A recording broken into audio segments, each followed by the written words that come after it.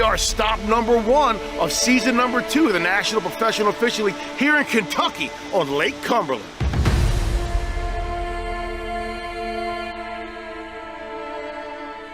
We have anglers from all over the country competing for their share of almost $500,000. Taylor Watkins, Clinton, Tennessee. Josh Teat, Carrollton, Georgia. Trent Palmer, Cumming, Georgia. Logan Millsap, Jasper, Georgia. Jesse Millsap.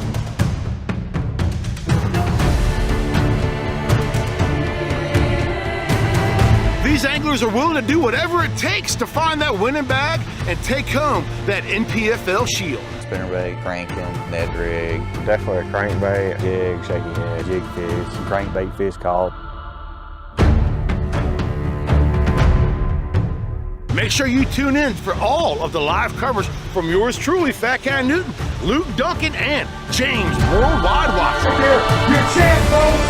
14 a day. 13 to 15 a day. 16 to 17 a day. High 50s, 56, 16 to 17 a day.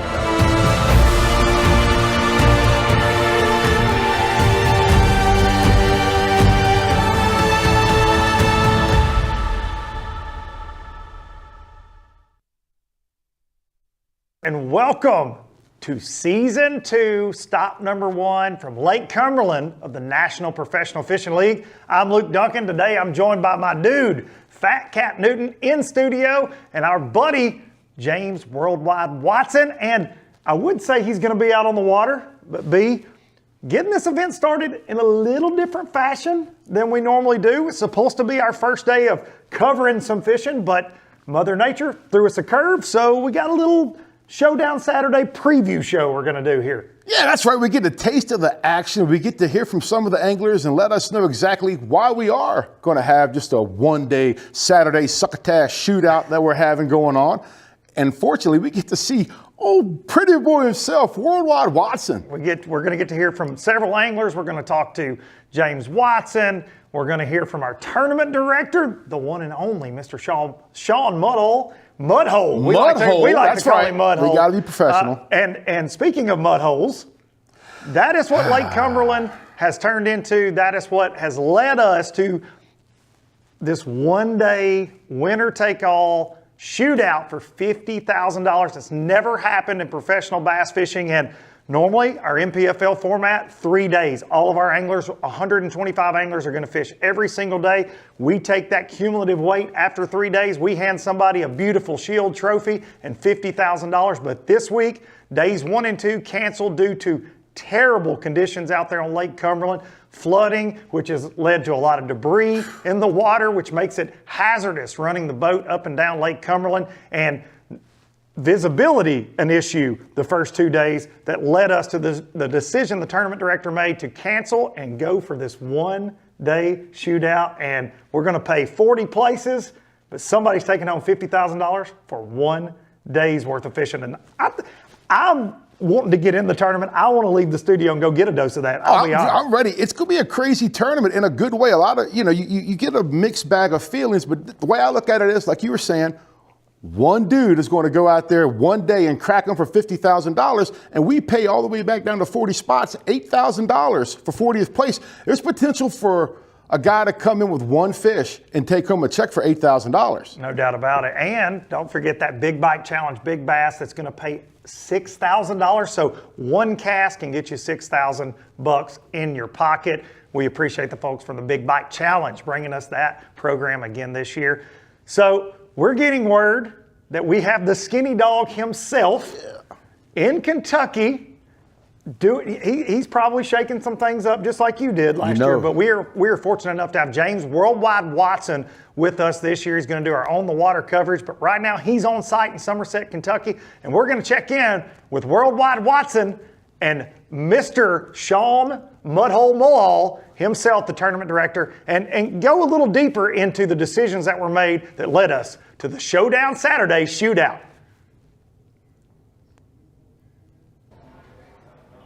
Is that my cue, Luke? Oh, there. Like a professional. There he is. There he is, Worldwide Mudhole. How are you guys doing? Staying warm. It's really nice and warm here in Somerset, Kentucky today. Do you believe that? That nice and relaxing. Oh yeah, Mudhole's Comfort first Inn. tournament director duty, and it's an interesting one, huh? First of all, I wanted to say congratulations to you, Sean, but I don't know if congratulations is in order this week because you just got thrown right into the fire, didn't you? Luke, I'm from the South like you, and we'll just call it baptism by fire. Definitely. Amen. You can get an amen from the choir on that for sure. So what led us to this point? Kind of walk us through the conditions that got us to this one-day Showdown Saturday shootout that we're going to see for $50,000 and what led to those decisions of those first 2 days getting canceled for the folks at home that aren't aware of that. So tournament was supposed to start yesterday morning, as everyone knows, and at that time, through practice we had debris floating, we had some water coming up a little bit, and such as that, but nothing like what we were experiencing yesterday morning, which is a combination of a multitude of factors that played into it. Everything from rapidly rising water with more debris. I mean, we saw the water come up just at the boat ramp we were at in the time period we were there in a couple hours. I mean, it came up over the dock that was stationary, And How many we saw it feet? just How many feet do you think it tremendously came up that morning, Sean? rise. A couple feet in just the time period we were there, 2 feet. It's truly some of the fastest rising water I've seen, and then as well getting on the water where I was going to send the anglers. Personally, and running 25 miles down the lake, assessing what was going on. Sleet, freezing rain, fog and visibility issues with low clouds and such. So it's a combination of a multitude of things that caused the cancellation. And with the same factors that were playing into effect this morning, with some added snow and such that we added in this morning. Now, snow being optimal, but freezing rain and ice not being optimal. Oh, absolutely. Of course, angler safety, the primary concern. And James, I want to throw this to you. You've been to Lake Cumberland like I have many times. We've been there in the spring. Talk about some of the things that you can see floating around out there. It's incredible the amount of debris and the variety, I should say, that you see in Cumberland, other than just the floating logs, right? Well, it's all dead cow last time I was here. Yeah, I did too. A sizable one too. Definitely a lower unit taker.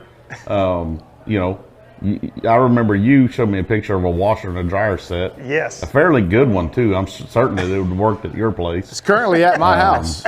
I gave it to Fat Cat. There would it's still working today. Yes.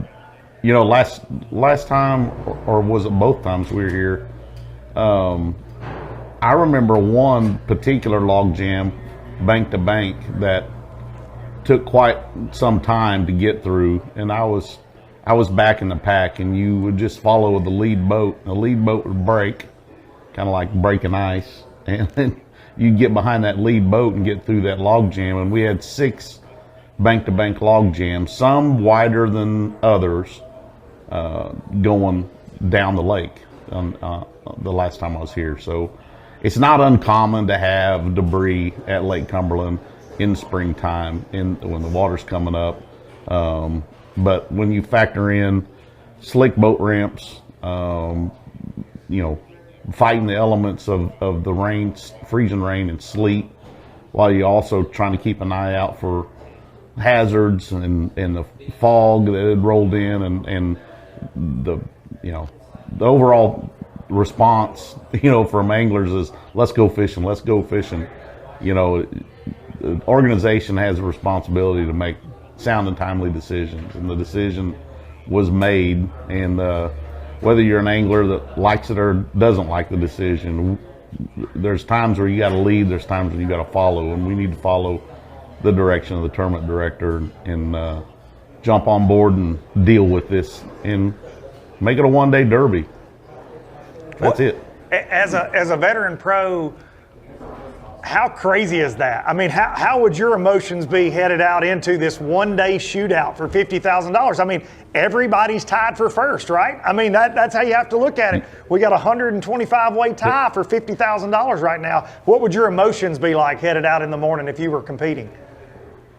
Well, I'd be pretty stoked. There's no holding back. There's no thinking of saving a stretch of bank or anything like that. You're trying to catch the biggest bag you can possibly catch every day that you're on the water. But this is it. There is no ground that you can gain up tomorrow. There's no ground that you had lost yesterday. So the one-day deal is it. All right. So you're fishing for big bucks. You're going to let it all hang out right then and there. There's nothing to save. So I'd be pretty stoked about the fact. And you got to consider too, everybody, all the 121 guys that are here participating have spent a considerable amount of money to get here, a considerable amount of time, and to call the tournament all together probably would have really been a bad decision. I would rather fish for this one day because I'm here as to cancel the tournament. Like we had to cancel a tournament one time in the FLW Tour on the Red River. It was 11 mile an hour current. It was a really, really bad deal. They let us practice the whole time, and then they said, you know what, everybody go home. All the expenses that you incur, minus the entry fee, were incurred in that particular tournament. So, you know, that's substantial. Yeah, that's substantial. And most of the guys fishing these deals aren't full-time touring guys like myself. They might only have 3, 4, 5 weeks of time that they can get away, and we had, that was given consideration to not canceling the whole event.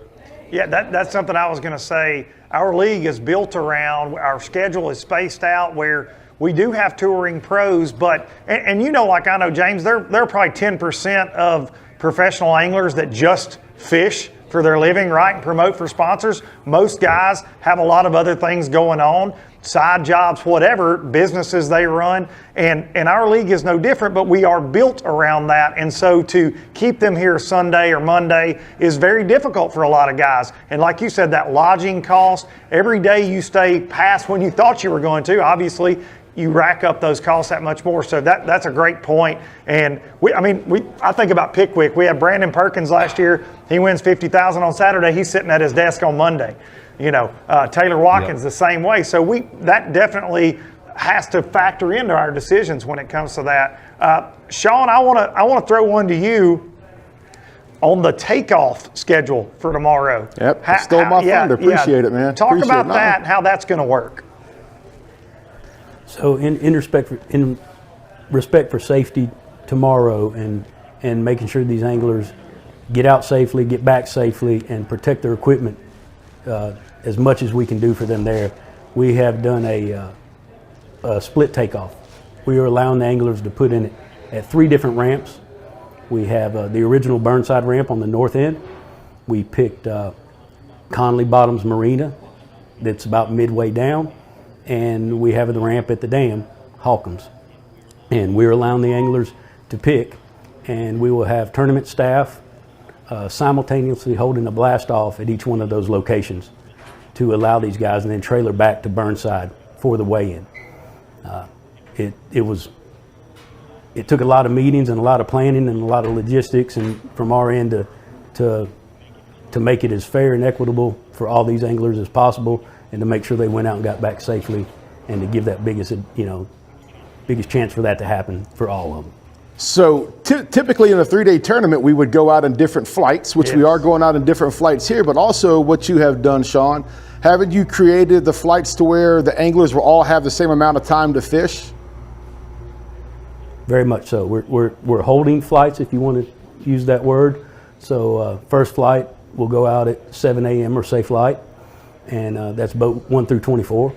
And then the second flight will go out and start going out 30 minutes after that, because their check-in times are 30 minutes apart. So in essence, each angler, it's going to take away that advantage of a quicker blast off and a late check-in time. So each angler will have an equal amount of time on the water.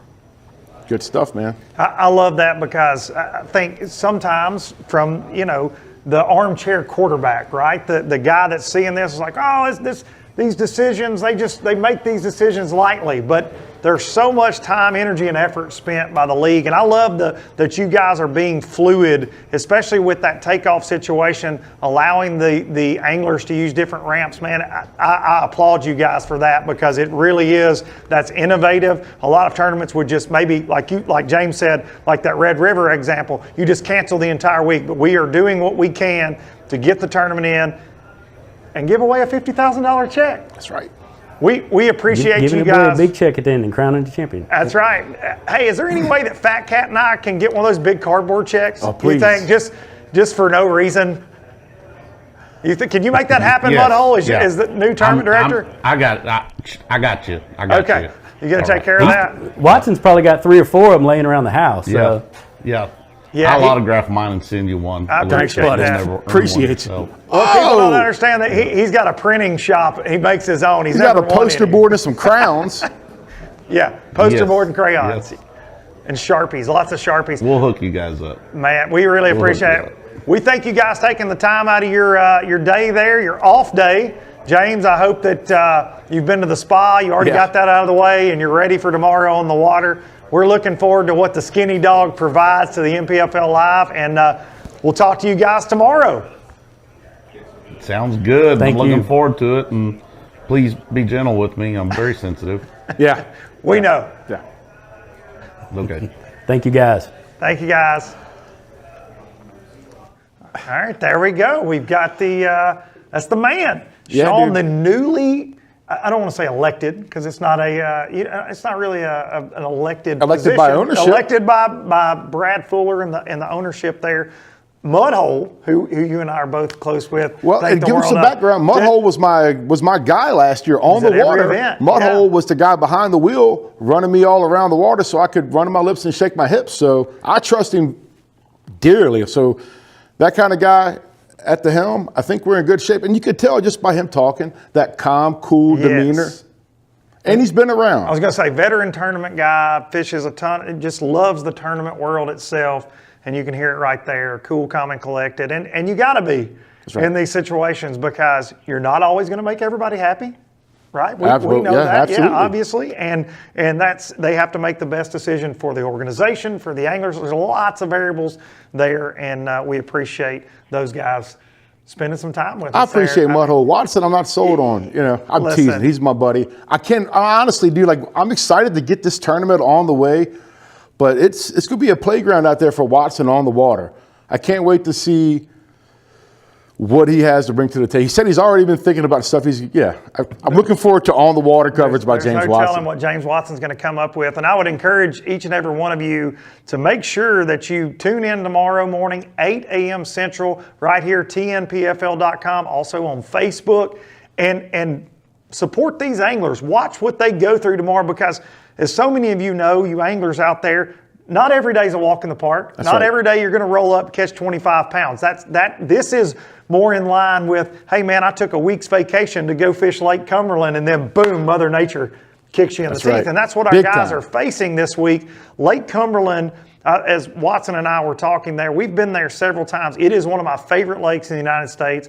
I feel like it's a very underrated smallmouth lake. The sheer numbers of fish that Lake Cumberland has in it, it's super impressive given the right conditions. It can also be very, very tough fishery to figure out, and our guys are going to have their hands full. Out of your traveling and fishing all the different bodies of water in the country that you have, for me, it was my first time going to Cumberland. So before I came to Wisconsin to the studio, I actually had a chance to go to Lake Cumberland. I was there for a few days.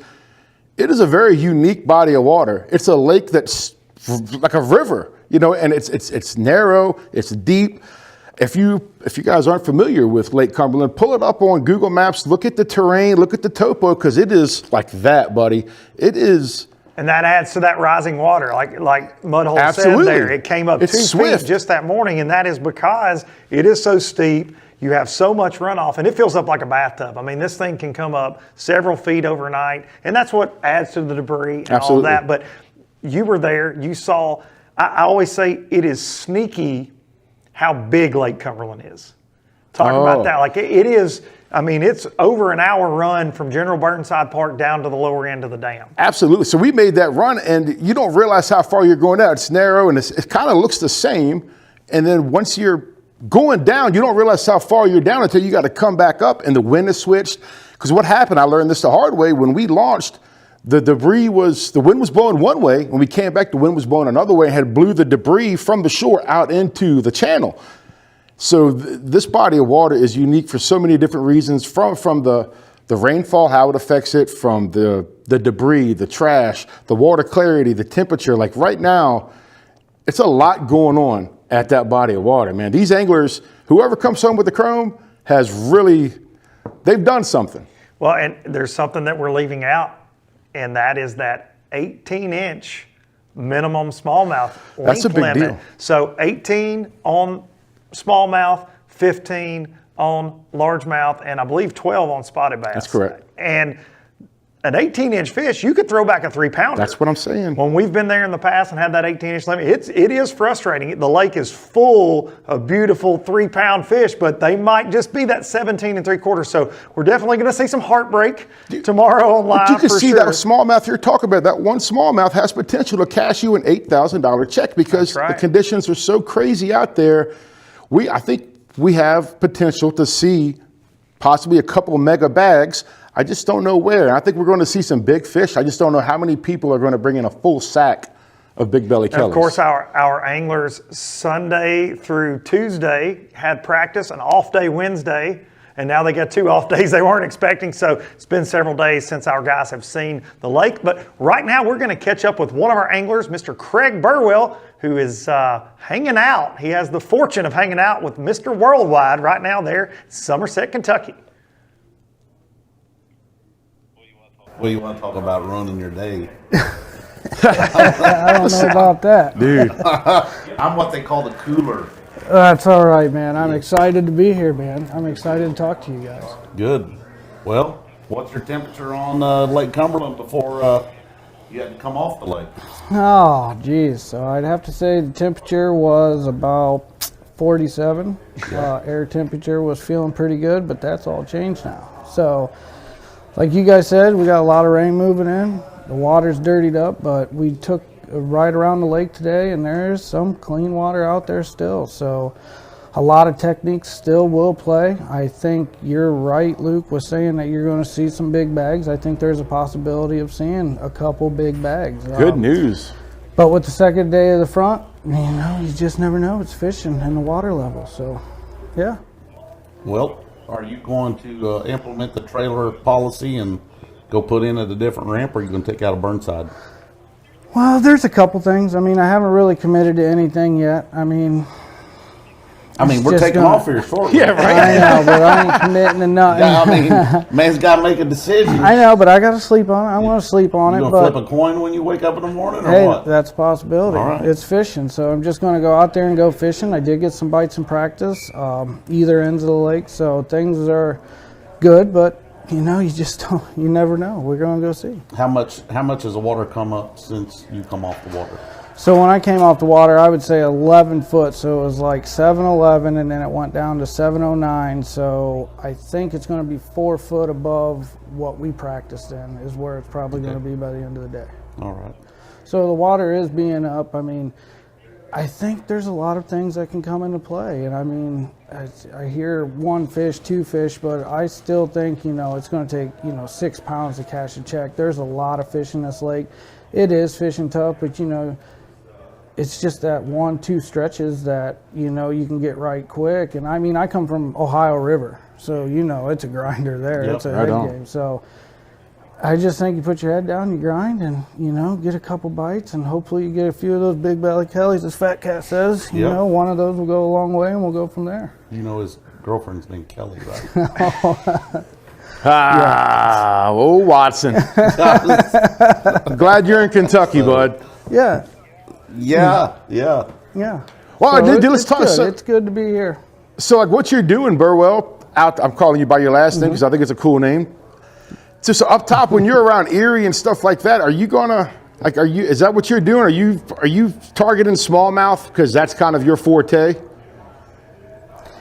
It is my forte, but what I found in practice is those 18s are really hard to come by. So first day in practice, I stumbled upon a couple of the 18s, and then, I mixed bag spots, and I got a couple of largemouth bites. So first day of practice would have been setting, at 11, 12 pounds, but with everything that's happening right now, I would say my sole focus is probably going to be largemouth, but I feel there's fish coming. So multiple species. I've caught multiple species in practice, so it's definitely a pattern, but like with this lake levels, we really just don't know. We just don't know what the temperature are. Like you said, we haven't been out there for a couple days, so there's going to be adjustments that need to be made out there, and the guy that makes the right adjustments out there is the guy that's going to hold that shield. Well, dude, if you're catching multiple species, if you catch any carp, make sure you bring the carp back for Watson because he loves carp.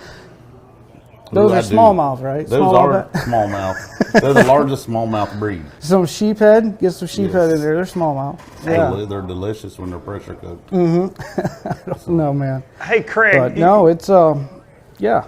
Your comment that you feel fish are coming to you, is that more of a high water? You think they're going to follow that water more to the pattern that you're focusing on, or just a daily, the light days are getting longer, we're getting closer to the spawn, even though it may not feel like it in the frigid conditions? I think the fish are still in a late winter pattern. What I mean by fish coming to me, they're kind of getting a little more active because there is some areas with warmer water. It's no big secret, the discharges, and I did find some water up into 54 degrees. So once you find water into that temperatures, it opens up a different bait selection, like Keith Carson was saying, and that's what I feel is just fishing's getting active. The conditions changing is always a positive in fishing, because if you weren't on something, you could be on something. So not necessarily setting up for pre-spawn or anything. I just think the fish are getting active. They're sliding up out of those deep channels, the wintering holes, and they're just setting up. They're feeding, they're getting ready, but we're still a long ways from the whole pre-spawn thing. I think it's definitely still a late winter. All right. What's your number one bait? I don't know, man. Maybe a Tackle HD buzzbait? Well. Oh, come on now. Give us the juice. No. Nobody's throwing that I'm not saying. It's tied on. No, it's tied on. It's caught some monsters for me. I've caught multiple fish over 7 on that buzzbait. There you go. It catches them, but I would say, we're at Cumberland. So a blade, man. A blade or a jig or something like that. I'm just going to keep it simple. I'm going to fish my strengths, and hopefully we run across a couple of those overs. And if we do, we do. And if we don't, heck, man, we're fishing. It's the first stop in PFL. That's right. Doesn't get any better, man. So you said you only have to torture yourself one day. Yeah, one day. You said 50 grand. That's right. Come on now. 6 pounds a day. 6 pounds a day gets a check. What wins it? 6 pounds a day. I think you're going to see somebody catch 6 pounds. Yeah, I got you. So for this day, I could see. The problem is with those 15, 16, 17-inch smallmouth that are chunky, a lot of those overs I've found to be a little leaner, but not necessarily all the time. But I'm probably thinking if someone can come in with around 16 and a half pounds, they'll have a really good shot. And I do believe there's a couple hammers up here that can definitely get that done for sure. I ain't been on the water, but I'm going to go bigger than that. Okay. No, I believe that. It's possible. But I'm just saying from what I've seen, yep. There's a possibility of, a 20 plus. But from what I've seen from my practice, and I've only been here one time, and I spent some time pre-practice, I would say that 16 and a half, 17 pounds from what I've seen. But the conditions are changing. Water's coming up. Those fish want to be up. The days are getting longer. But like I said, they're just starting. I just feel like they're starting to. It could that sunlight's going to help them tomorrow? Sunlight's going to be good. All right. I think sunlight will be good. Watson, what do you think it's going to take? Well, it's Cumberland. I'm thinking that there'll probably be an 18, 19-pound bag tomorrow. I would agree with that. This lake, we put a lot of focus on those smallmouth. It's got some really big largemouth. We've seen some over the years. There's some 7-pound largemouth swimming around there, and one of our guys swings on one of those. He's not only going to win Big Bite Challenge, that money, but those go a long way in a tough event. Dude, to go back, Craig, so you said you're still undecided on how you're going to launch tomorrow. What goes into your decision? What do you base on where you're going to launch out of, bud? Man, mainly is so many variables when you go out at the dam. So, you know, you got traffic variables, and for me down there in practice, 4 good hours of fishing, I could put something pretty good together, just fishing. But I just think that just those uncontrollable things that happen, I can't control. If I would put in down more locally, I can actually run to those areas. I can run to Wolf Creek. I can run there, and I mean, I can't give too much up, but I mean, I went around the lake today and drove around and looked, and I just think that's better for me to cover more water, because it seems like to me it's like stretches. So running and gunning, opening it up. I put in at Burnside, checking at Burnside. I ain't got to worry about doing anything at Indian, and if I want to fish down there, I just drive down there. I like it. And we'll probably see some guys do that, put in up at Burnside, Right. even go into the dam, because you may have stuff you want to hit in between. That's You said that. I've talked to several guys. There are going to be just stretches for no reason whatsoever that are a little clearer than others. And, you know, if it was a multi-day event, like typical, those stretches might change every day, right? You may have a clear stretch one day and it may be dirty the next. So with this one day, you land on a good clean water stretch, you could be golden. Yeah, and you could. I mean, that is a big thing, actually, Luke, was the clean water stretches. And it was all current oriented, but you could, like where you got bit, you could definitely see. And, you know, those stretches are going to be key. They are going to be key. But having that milk run, I just think you got to have that milk run. You got to open it up. I put in an Indian, and I want to run down by Conley Bottom or wherever else. It just limits me a little bit. So if I put in at Burnside and I want to run to Wolf and I got a milk run on the way back to hit a bunch of those stretches, it opens me up so much more. So, Well, hopefully you won't have to open your way up through some of those washer and dryer fields there to get down that way. You said you actually, so you inspected the lake today. What did it look like as far as debris and all that? It looked pretty good, guys. Honestly, I mean, we drove around, we looked at the bottlenecks, it's Cumberland, there's always some areas, but for the most part, it's very navigable. All right, that's good news. That's what we want to hear, man. Right on. So I think you'll see a lot of guys. I mean, like I said, Indian was rough, man. Indian, you get down there, it is a stretch, but I know a lot of pressure was down that way, so the milk run's going to be the game plan. There you go. I like it. There you go. Go. No, there you go.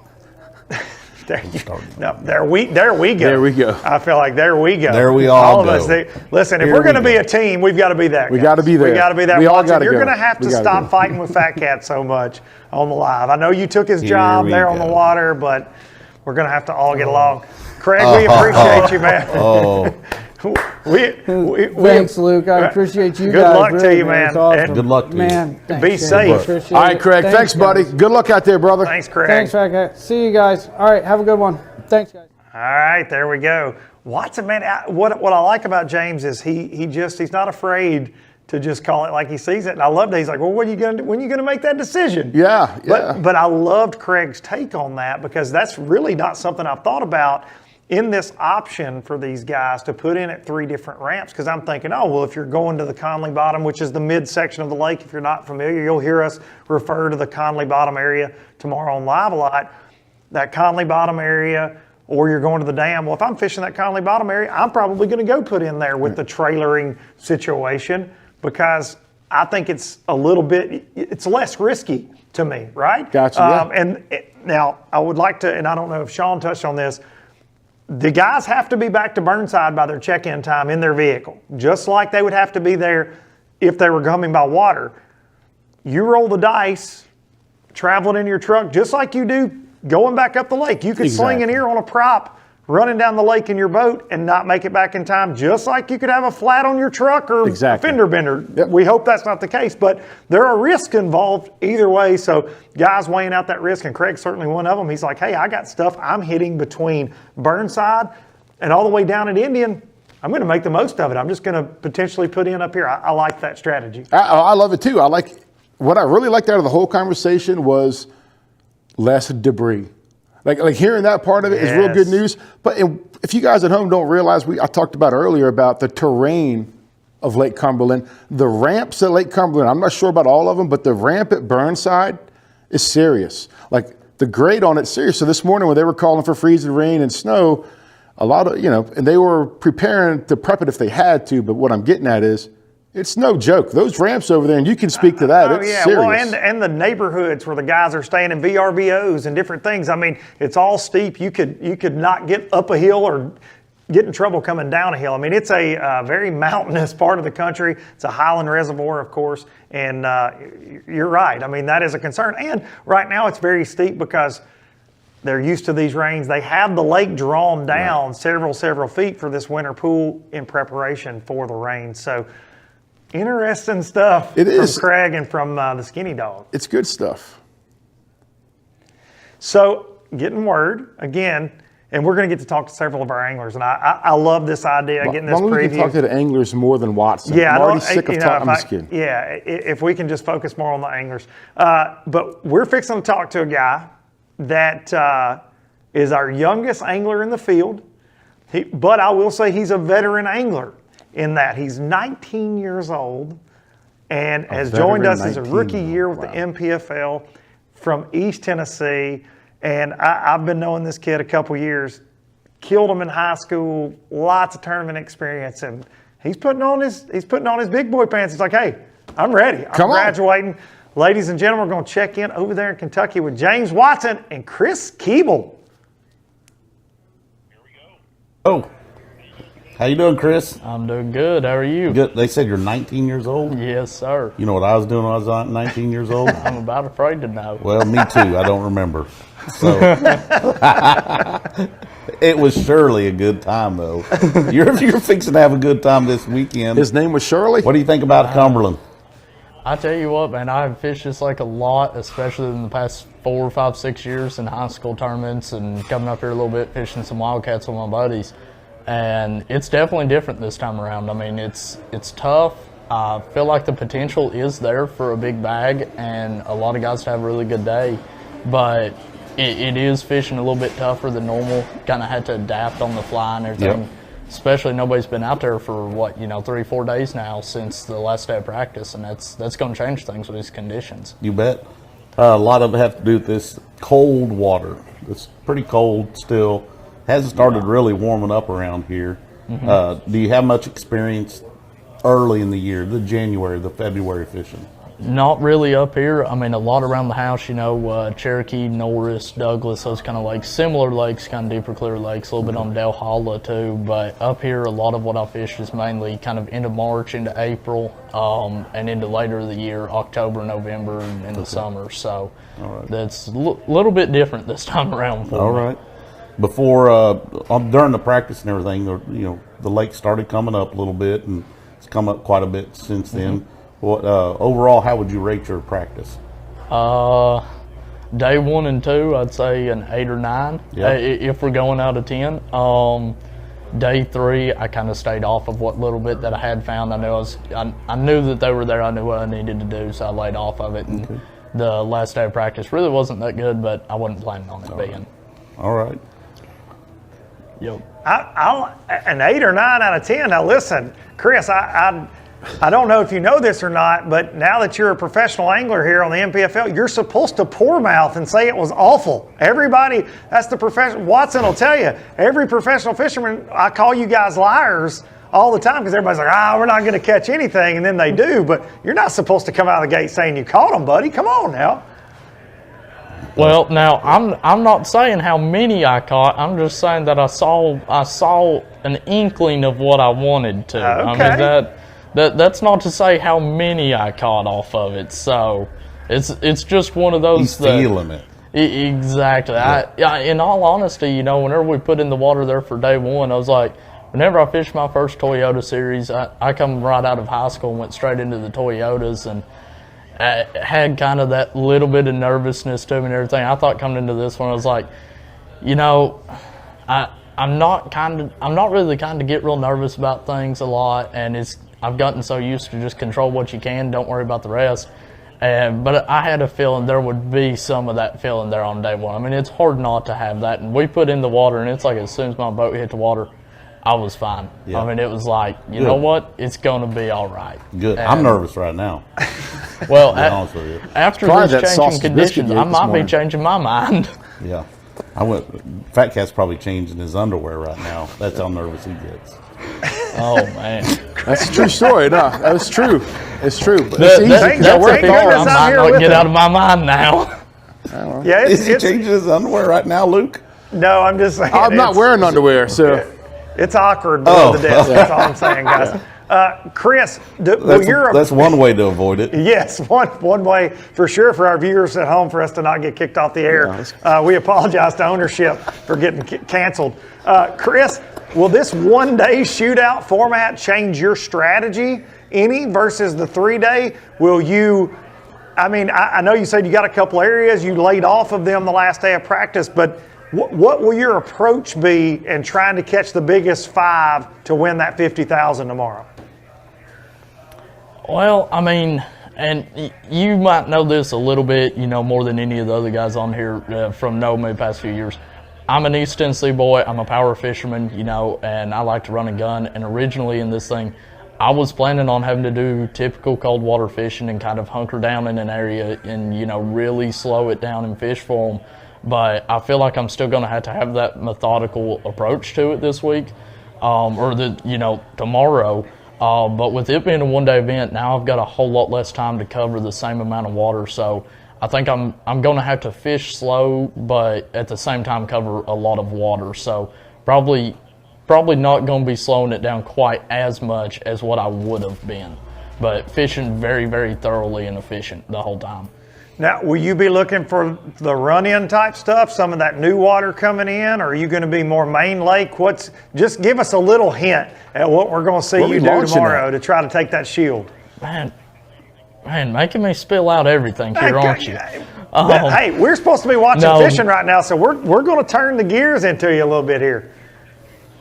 Oh, I figured it would, especially it being you. That's what I was telling my dad before I come up here. So what's kind of funny, you know, a few years ago I run a camera boat on Cherokee for you, and now here I am having you cover me. So, Yeah, that's right. that's pretty cool, man. It's because you catch them better than me, Chris. That's why. Oh, come on now. I don't know about that, buddy. But no, I'm really staying out kind of towards the main lake. I'm not a fan of cold, muddy water. I've been bit by that one too many times, so I'm trying to stay kind of in that more clear water, areas where the fish don't have to move as much. You know, if we get another cold front, they're not going to pull out there 200-300 yards or even further, but they're going to kind of stay in the same area. I just might have to change up a little bit how I'm fishing for them.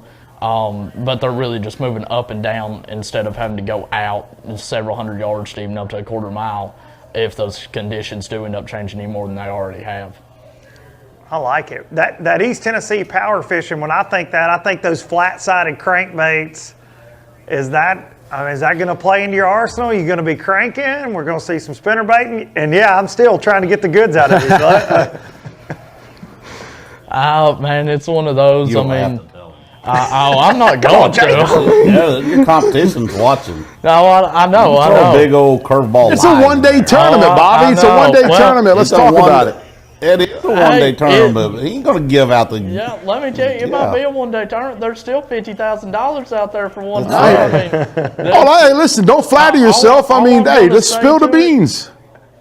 Come on, man. Yeah. All I'm going to say to it is it's not going to be exactly, I'm not really doing something you would expect for a East Tennessee shallow power fisherman. Okay. I can fish somewhat the way, similar to what I would doing that, but it's not exactly a technique or a bait that you would expect me to be throwing for being from that background. Well, now listen, there's one thing that I need this is a piece of advice I would give you is all lies get exposed on live. So you gotta just remember that. Remember that. So if we see you tomorrow and you're up there throwing a flat-sided crankbait, I'm gonna be like, that Chris Keable is young. He's a good young man, but he's a liar. I'm just gonna call it out. Well, so I'll apologize to your dad now. I'll tell you this right now. You won't have to worry about that because the crankbait will be on, but you're probably not even going to see it on my deck in the morning. Okay. I guess if you want to find out, dude, you're just going to do like everybody else and watch live tomorrow. Yeah, watch live. I Wake like up early. Wake up early and actually pay attention, Luke. I know you did not just tell Luke to wake up early. I mean, yeah. James will get on set about 10 in the He morning. likes to sleep in. oh, For come sure. on, dude. I'll be on the water for 3 hours by the time you get up then. Yep. Hey, I'm a night owl. What can I say? And I like to sleep late. Chris, man, we appreciate you joining us this year. You are definitely a bright spot in that roster, man. It's going to be fun to watch your season. And you know, you're not only fishing NPFL, you're also taking a run in those Bassmaster Opens as well, right? You fit full schedule for you this year. Yes, sir.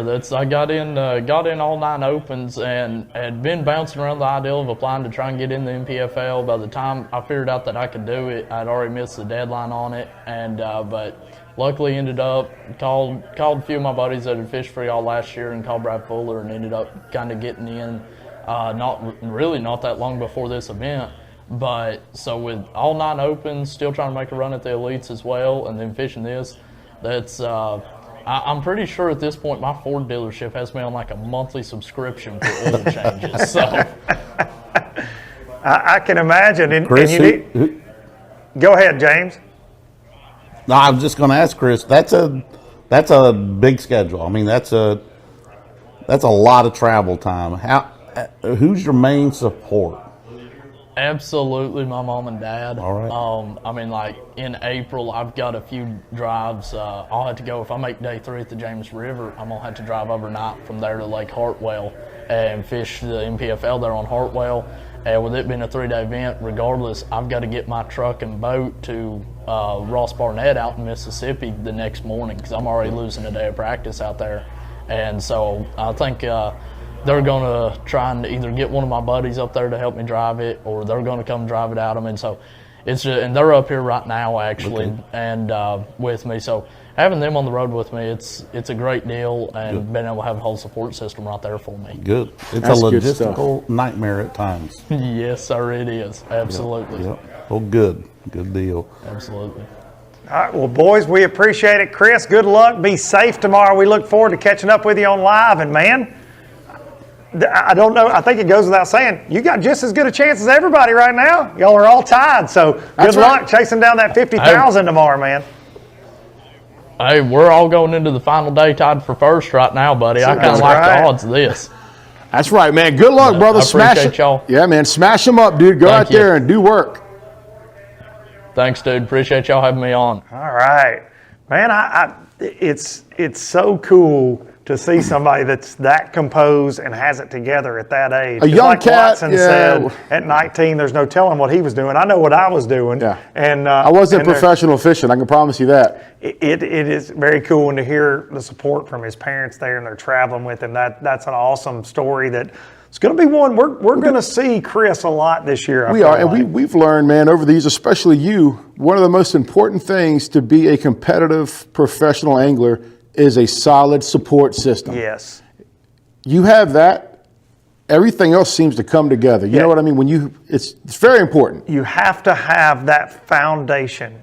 You have to have the foundation, whether that's sponsors or that home life. Everything has to go together, because just like this week, the stress of being on the road, until you've lived that life, it's hard to know what it's about. I know you're like me. We spend a lot of time away from home, so very cool that his family is that foundation for him, and that they're out there with him on the road this year for the NPFL and making it happen. I mean, that's 15 events this young man is competing in, big time events, all over the country, pressure cooker events, and I think if anybody can handle it, it's certainly Chris. He's it's my first time meeting him, man, but he carries himself very well, and I've heard good things about him, so I'm looking forward to covering so him. I got to know Chris in 2019. I was covering the FLW tour. Had a friend of mine was covering it and filming some of those events. We were documenting.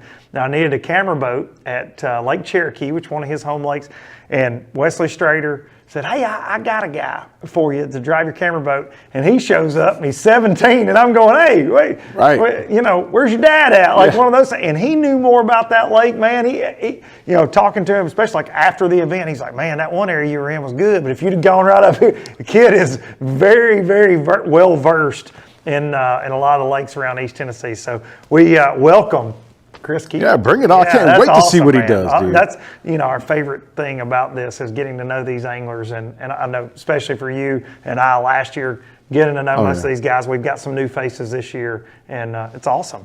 Absolutely. But the newest face to the family, even though we got we got a little interaction with him at the last event there at Grand. He killed it for us. James, Worldwide Watson, we're going to go back and check in with him right now over there in good old Kentucky, and I'm sure he's got something enlightening for us there. You know that pouch on his sweatshirt is chock full of snacks. There's no doubt. You think so? He's been stealing candy off of the hotel desk. When he goes into McDonald's, he takes all the ketchup packages. Guarantee you he's got something to nibble on in that pouch. New segment, what's in the pouch? Yeah, what's in the pouch? Kangaroo Watson. What's in the pouch, James? I'm glad. That's funny you say that, Fat Cat. The whole time we're interviewing these guys, in mine, I'm trying to formulate my own game plan. It's like, what snacks do I take? Yes. Well, I already know the answer to that. All of them. You take all of the snacks. Yes. And then as the year progresses, you guys help me keep track of this. I'm going to find out which of these anglers, all of them. I'm going to find out which one of the anglers or which few of the anglers have the best snacks throughout the year. I like it. Now, what kind of that's probably going to be, it's probably going to be the guys you see more than the average. It's going to be I promise you this, it won't be any of the skinny guys. We don't want to deal with the skinny guy snacks. We don't want any granola bars or no oat bran. We're looking for like beef jerky and sausage and like cheese. Like that's the kind of snacks. Yeah. Yes.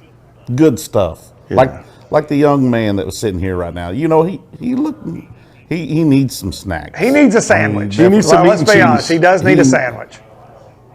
Yeah, he needs a sandwich. Terribly bad.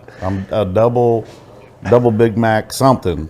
He needs some nourishment. Here's the thing. He probably eats that way, I'm guessing. Just that metabolism is a lot better than mine, yours, and the big cat. Yeah, he's staying a whole lot more active than all three of us put together, too. Let's not forget that. James, that's right.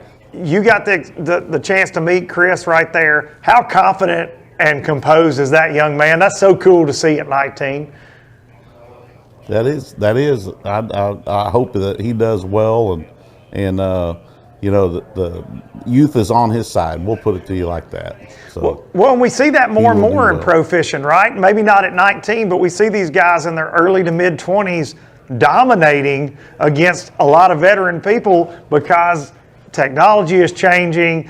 I think their work ethic is even, is that fair to say? Do you think that maybe they do outwork some of the veteran guys at times? It's not uncommon to see the younger guys, pulling the pre-fish, going out before the off limits and putting in all the extra effort and stuff. So that's one thing. I admire that. In a professional sport like we're in right now, and I'm asking you guys because you guys have walked it. Watson's still killing it. The complacency in a veteran angler is that what I'm bringing that up for the reason of when the young guns come in, they're so motivated, they're there, they don't have all the stress. Not saying all of them, but when you get up in the age, the family becomes more of a thing. If you're running a business, that becomes more of a thing. When you're 18, 19, it's just balls to the wall. We're out here just trying to set a fire, especially with a strong support system. But once you get older, your main focus is that professional angling, but there seems to be a whole lot more going on to draw your attention away from it, is what I'm trying to get out of my mouth right now. Well, yeah, you have fewer responsibilities and you don't know what you don't know. That's my favorite thing about you. I say all the time, I caught a lot more bass when I was 19 than I do now because I think we overanalyze it. I know, James, for you, you've got certain things that you feel like are your strengths, right? And I feel with some of the younger guys, they're a lot more versatile than we are because they just grow up learning the flow of information so much faster, and they truly know so many more techniques than we do. Yes. Or are confident with those techniques, I should say. You bet. As you age, as I've gotten older, of course I've got better looking and I'm smarter than ever before, but I lack the ambition I had as a young soldier in the Army. I was very ambitious back then. That's what the youth has. They have ambition.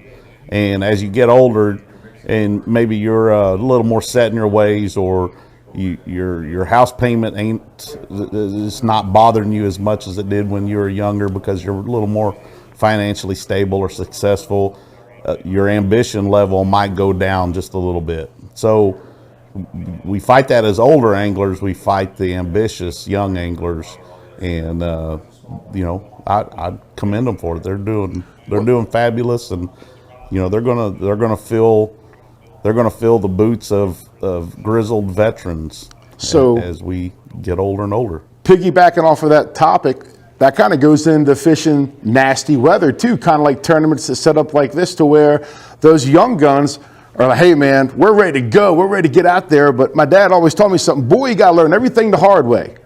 And what I'm getting at is veteran anglers might be more reluctant to go out in these kind of adverse conditions. Those young guns, they haven't been burned yet. They haven't been in those hairy situations to learn the hard way. It's a fact. Yeah. I was pretty smart right there. I felt pretty good. That was brilliant. I felt pretty good. I liked that. Yeah. James, talk about joining us. I mean, how great is it to work with Fat Cat and I? Well, I'm really looking forward to working with Brad and Al and Paul a lot this year, and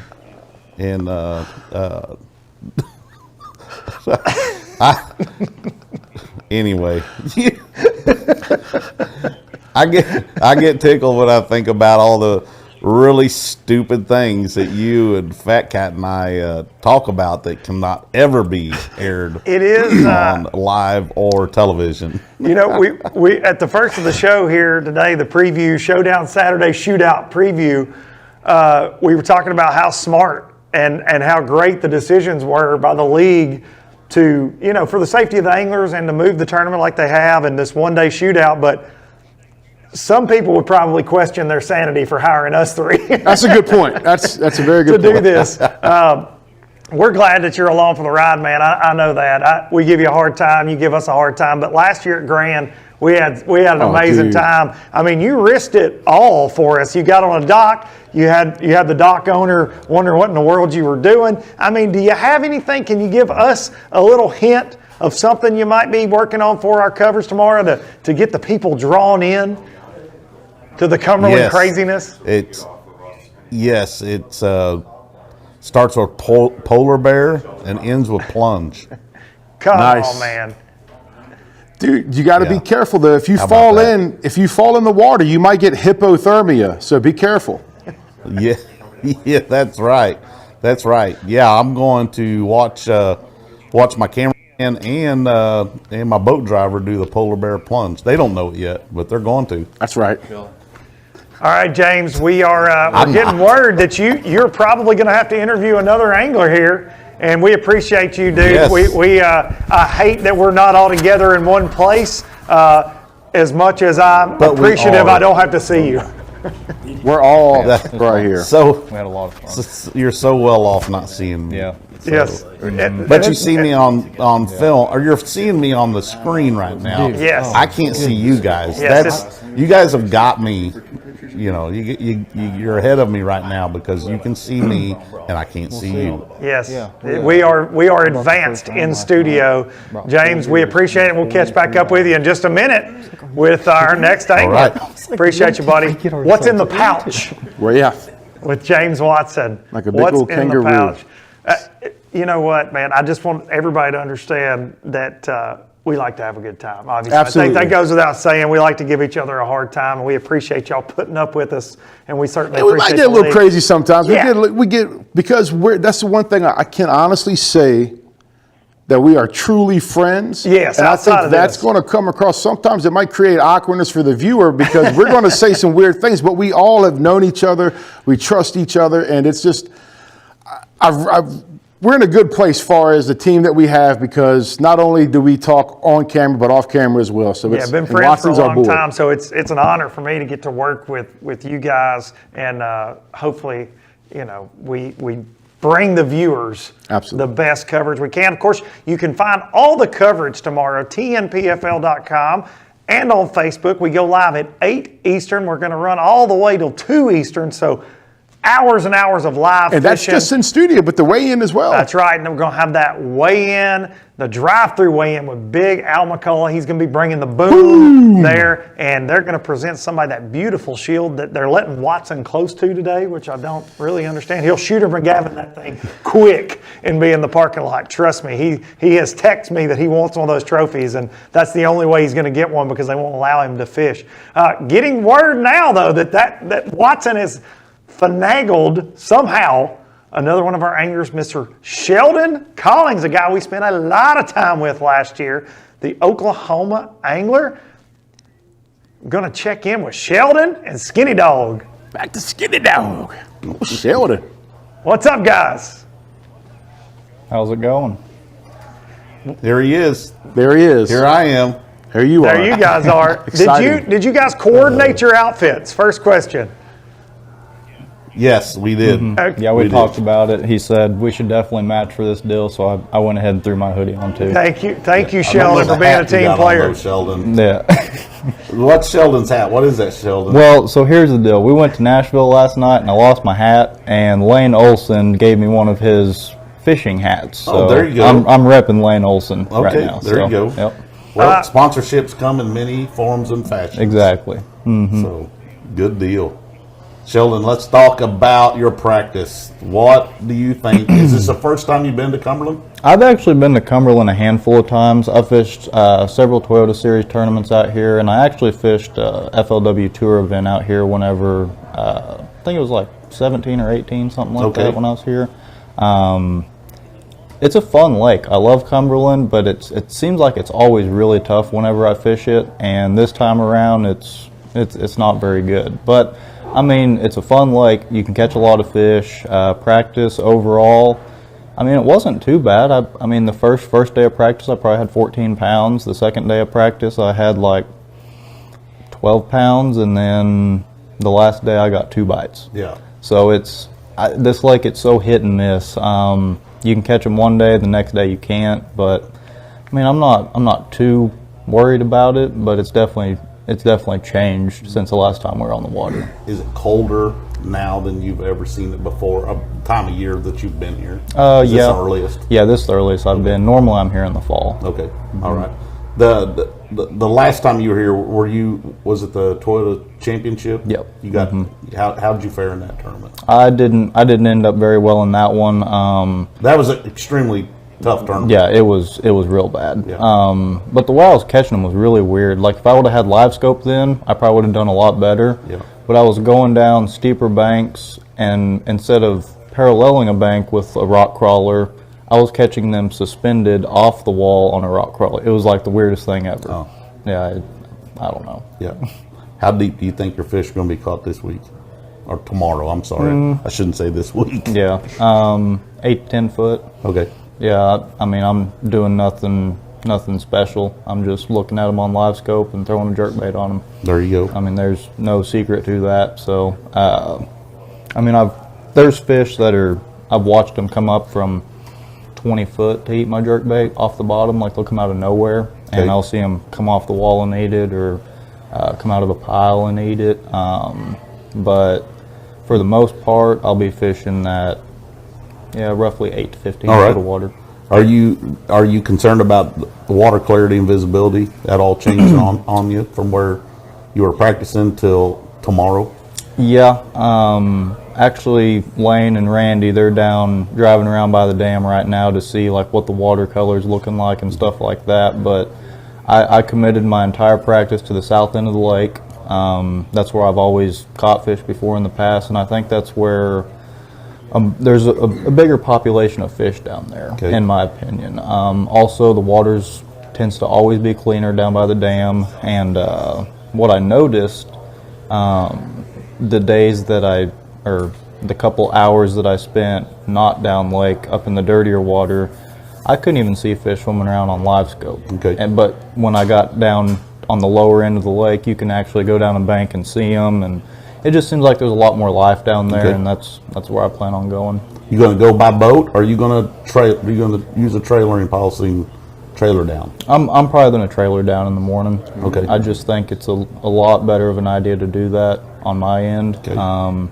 And like I heard him say just a little bit ago, I mean, it's the same as hoping you don't hit a log on the way back from down there in your boat, just like getting a flat on the truck or something. Right. So I'll drive down there in the morning. I'm with you on that.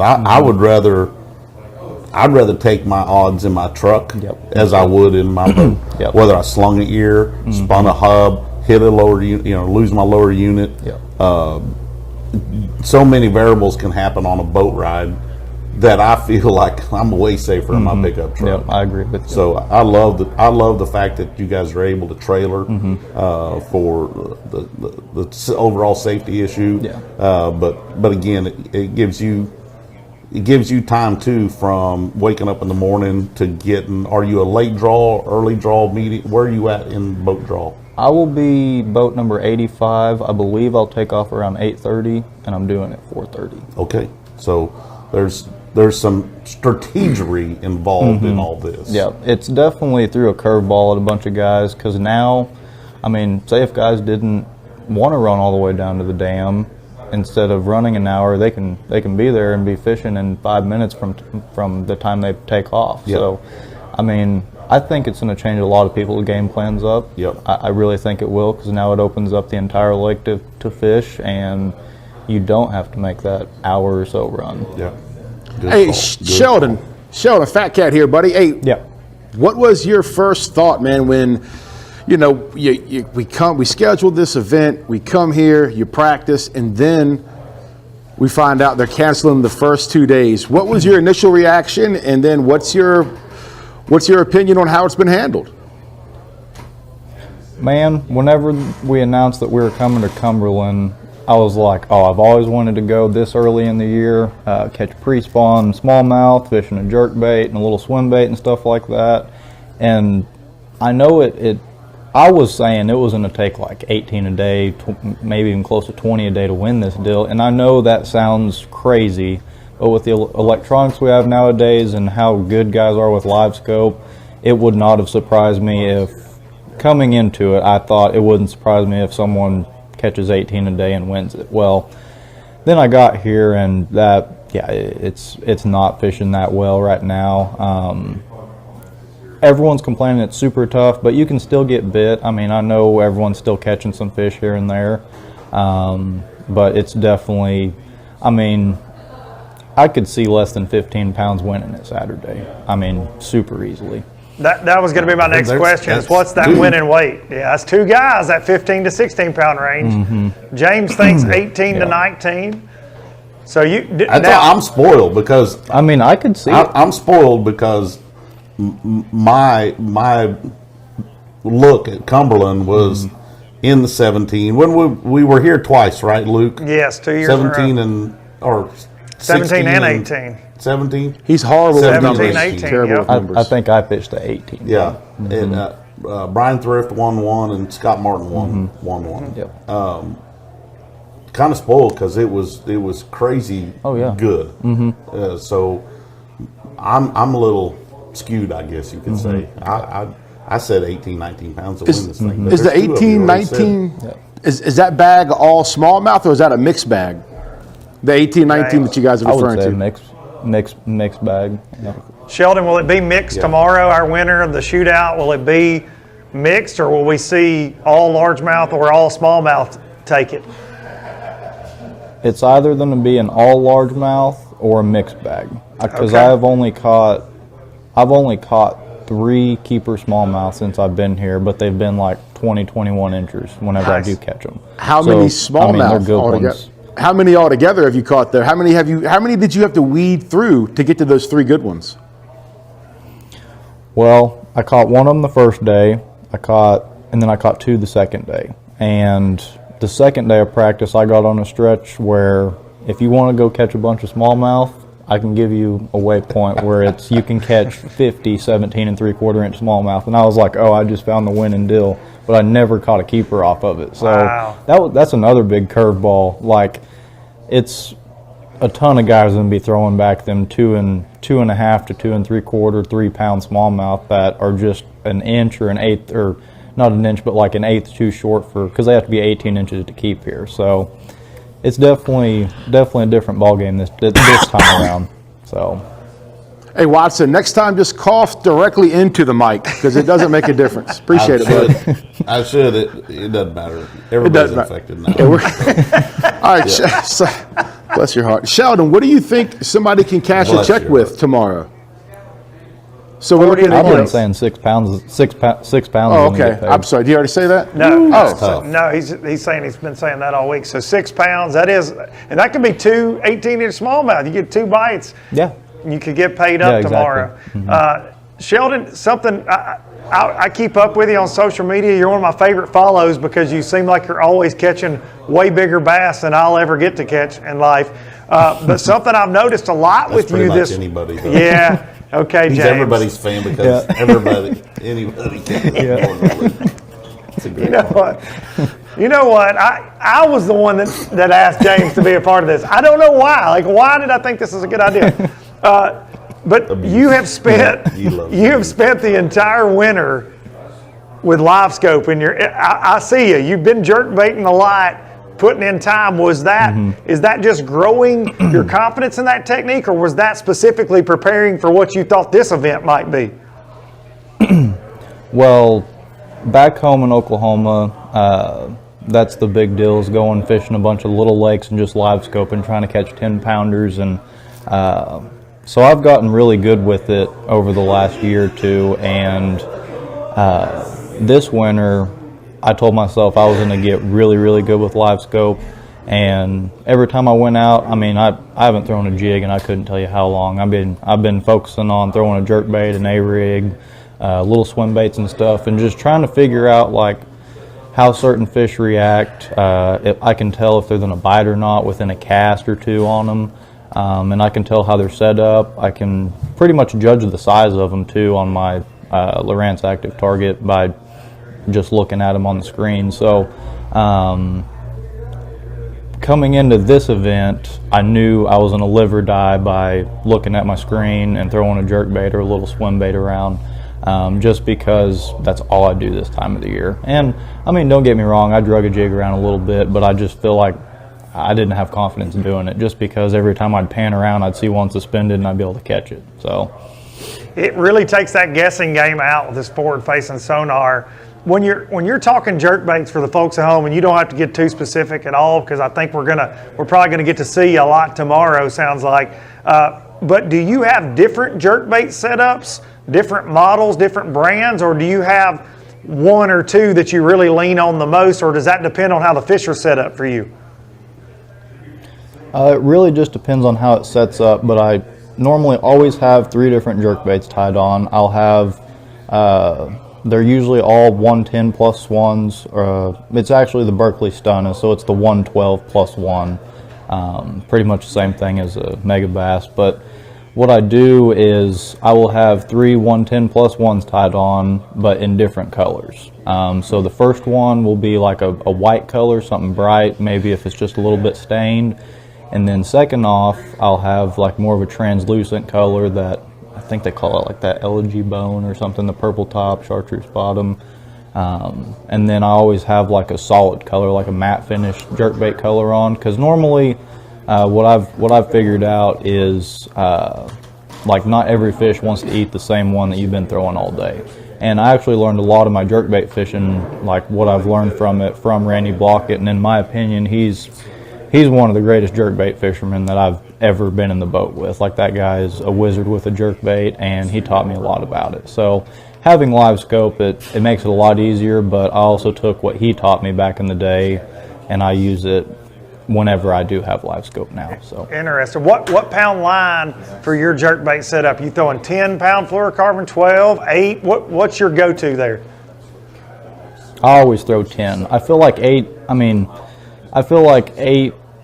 is kind of pushing it unless I'm throwing it on a spinning rod. Like if I throw a jerkbait on a spinning rod, I'll throw it on 6. But since Live Scope came out, I don't ever throw it on a spinning rod now because you don't have to get it down super, super deep. But I always normally stick to 10-pound line. And if I'm fishing around timber or something, I'll jump up to 12-pound line. But out here, 10-pound all around.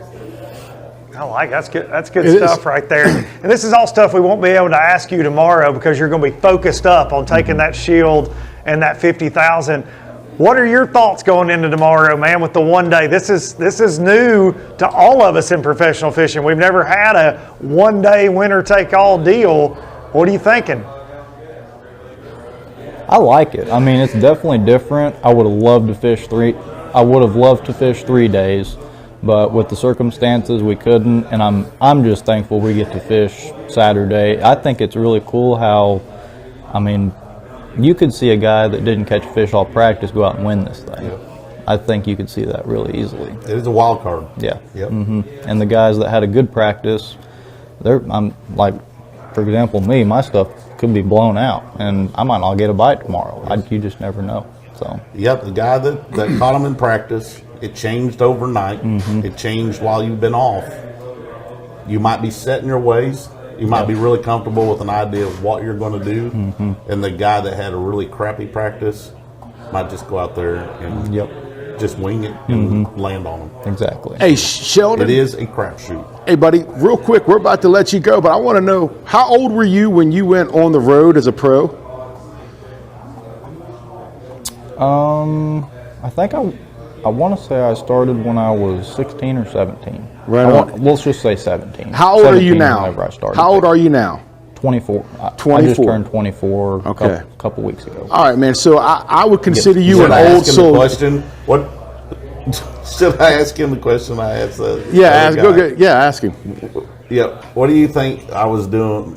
You got an idea what I was doing when I was 24? I don't know. Me neither. So there we go. There he is. So what I'm getting at real quick, brother, what is, so 7 years you've been doing this on the road, 6-7 years. What advice would you give to the 17-year-old Sheldon Collings that was just getting on the road? So we got Keable. We just talked to Keable, man. He's fishing 9 opens this year, and he's fishing with us. What type of advice do you give to a young man like that could help him? Don't give up. That's like the best thing I could tell someone, because there is so many downs in fishing. There's a lot more downs than there is ups. I mean, you deal with mechanical issues and your truck breaks down, and just don't get spun out. Don't ever get too down on yourself, because it happens to everybody. So now, like, stuff doesn't really bother me anymore. Like, if it happens, it happens. I mean, something can always be fixed. So, but back in the day, whenever something would happen, boy, it'd be the end of the world. I'd be upset and freaking out, but then it'd all work out. So just don't give up. Good stuff, man. And that goes for everybody, young and old. Yeah, don't give up, Fat Cat. Watson, don't give up on being the on the water guy. In the studio. Please don't give up, James. You too. Don't give up.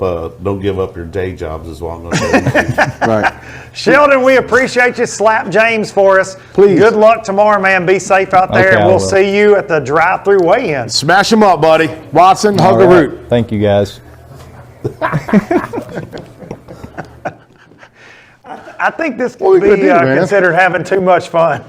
Buddy, it doesn't even feel like this could be, You know, we were stressed out that we weren't getting to cover some fishing today. Man. You know, we were ready to go. Now I'm ready to end it because I'm already tired of Watson. I'm sick of him already. I'm kidding. I have to say he took a few more shots at me in that round than he has. Yeah. And you know, we've still got one more angler to go with him at some point here in just a little bit. So there's no telling what we're hearing from the skinny dog. But Sheldon is a guy, I said it all year last year, he's due. He's due. He's had so many close calls in professional bass fishing, and he's only 24 years old. Let's talk about how he handled Grand. Yeah. He was the man. Like, I get chills thinking about it, but and I talk about growth, he's 24, but brother, the way he handled that loss, because going into day 3, it was just... Fell apart for him. Man. We thought it was his tournament to lose, and it fell apart. Yeah, but he was right there. Like, he was, He was very sweet. He was. I was shocked, like literally shocked at how well he took it. And same, I think back the one that really even more than Grand, and Grand was where he wanted to win, and it's home and it's family and friends. But when we were at Winnebago, if you remember, oh yeah, day 2, he's got dead fish or fish trying to die, has to make a decision to come in early because we do have an extensive 1 pound penalty. And he ends up coming back in, and man, it cost him some AOY points, and it cost him some spots in that tournament. But he had an incredible tournament at Winnebago. But we watched him, the way he handled himself. It was awesome to see, and that composure, that old advice, soul, man. That's right, he's an old soul, and scary to hear him say, "Hey, I'm just going to look at this screen," because, like I said, I follow him on social. Make sure you are if you're not.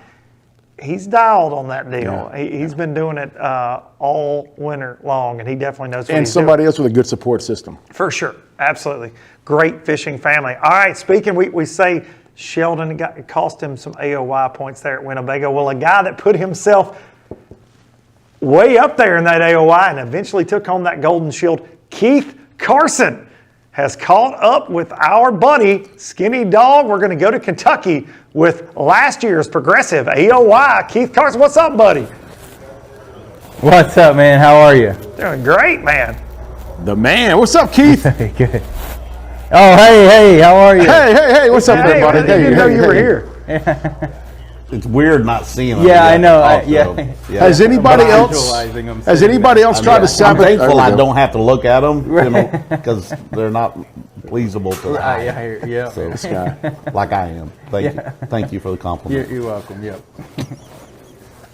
No, go ahead, Watson. Keep on, man. Yeah, you got it. Your show, Watson. We're just here. We're just here, James. You're supposed to jump in. No, I'm just supposed to jump in the show, buddy. We'll leave you out to dry there, The buddy. three of us are trying to, feel this whole thing Keith, out. Keith, you might want to check out. Watson is probably the guy that sabotaged your boat, so watch out. Oh, which one? Yeah, which boats? They've all been sabotaged. That's right. The Ukrainians are over here picking out parts. He'll give somebody a lunker dump in a heartbeat. Lunker dump. Keith, oh boy, Keith, what do you think? What do you think about the Cumberland Lake? So far, I like it. It is difficult with the changing conditions, which is fine. It's if it's tough on me, it's tough on them, and so that's perfectly fine. I really enjoy. I'm really looking forward to this challenge of catching them in a day. I think this is like a fantastic challenge. I love it. I mean, this is what creates adaptability, creates adversity. This is it. Who knows if I'll catch them or not? I feel like I will. Well, you don't have to hold back, do you? No. You don't have to say, man, if I don't have to, I can't lean on them too hard tomorrow. Right. You're going to lean hard on them. Yeah, if I can just get a clue of what I think I need to do and get some bites, I'm going to lean as hard as I've ever leaned on fish before. Lent. Yeah, I don't know what the word is for that. Yeah. Are you an early draw, or where are you at in the boat draw? I'm boat 82, flight 4. I take off at 8:30, due in at 4:30, sounds good to me. Okay. So are you? I've been asking the anglers too. Have you decided whether you're going to travel by boat or travel by truck tomorrow morning to start your day out? What's your decision, or have you made that decision? Yeah, I have. So I'm going to travel by boat.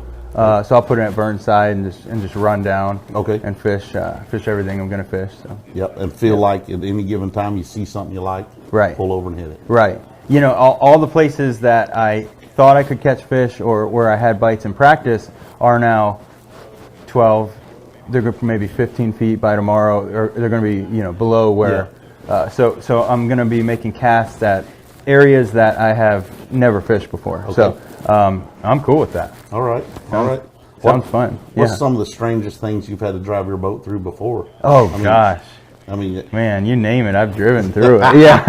well, you're going to see something new tomorrow. Oh yeah, I'll be driving. Ryan, through- I mean, Ryan yeah. Luke, he's going to see something he Yeah. had never driven through before with this boat. Yeah, there's There might be mattresses out there. I'll stop and take a nap. You know. that'll be James. You just pick James up if you see him floating by on a mattress. Hey, dude, That so could definitely happen. speaking of driving through stuff and driving through crazy stuff and seeing stuff, do you think that you have an advantage with that aluminum boat compared to all the guys with glass, especially in a tournament like this? Oh, absolutely, 100%. Yeah, big advantage. I mean, it's an advantage in every way possible, but especially just running from spot to spot. I can take my jack plate all the way up, and it throws a huge rooster tail. It's not like something I normally do, but with the debris floating and stuff, I can just hit stuff and it goes right over it. And I was just at Sam Rayburn a few weeks ago, and there's standing timber. It's solid, and I did that, and I just hit them. It's just a whoop, and you just keep going. Whoop, whoop, just run right through. That is a luxury. Yeah. Oh yeah. Wonder if I could take a glass boat, put aluminum bottom on it. Yeah, maybe. I think it drafts a little too deep though. Yeah. Well, what do you think is your primary bait tomorrow? What are you? I mean, you going to be chunking a wine? Are you going to be pitching around? If you see it, you feel like it, you're going to fish it type of deal tomorrow with the rising water. Yeah, it's going to be all. Whatever I see, whatever casts I see, I think that need to be made. I've been visualizing what I'll be fishing. I visualized what I thought I'd be fishing a few days ago. The water came up 5 feet. I visualized all my casts I'd be making. Came up 5 more feet. So I keep like trying to see what I'm going to be casting to in my head. Well, and it's sawdust. Bushes. Yeah. Right. It's wide open tomorrow. Right, and I was going to go out day one of the tournament. I was going to go out with 7 rods on the deck. Now I'll be adding more. I'll probably go out with 12 or so. Okay. So just adding some things. All right. Yeah. Good deal. Yeah. Starting out the water temperature, what did you find water temperature wise when you got here? And I don't think that we had a very warm run in. What do you think the water temperature will differ? The difference in water temperature versus the other day when you started versus tomorrow? I think it'll be up. Okay. I'm pretty sure. I feel like the area I was fishing was around 46, 47 degrees. I'm going to guess it's around 51 or so. Okay. That was, I think the rain was a little bit warmer than the water temperature. Part of me is just hoping it's like 51.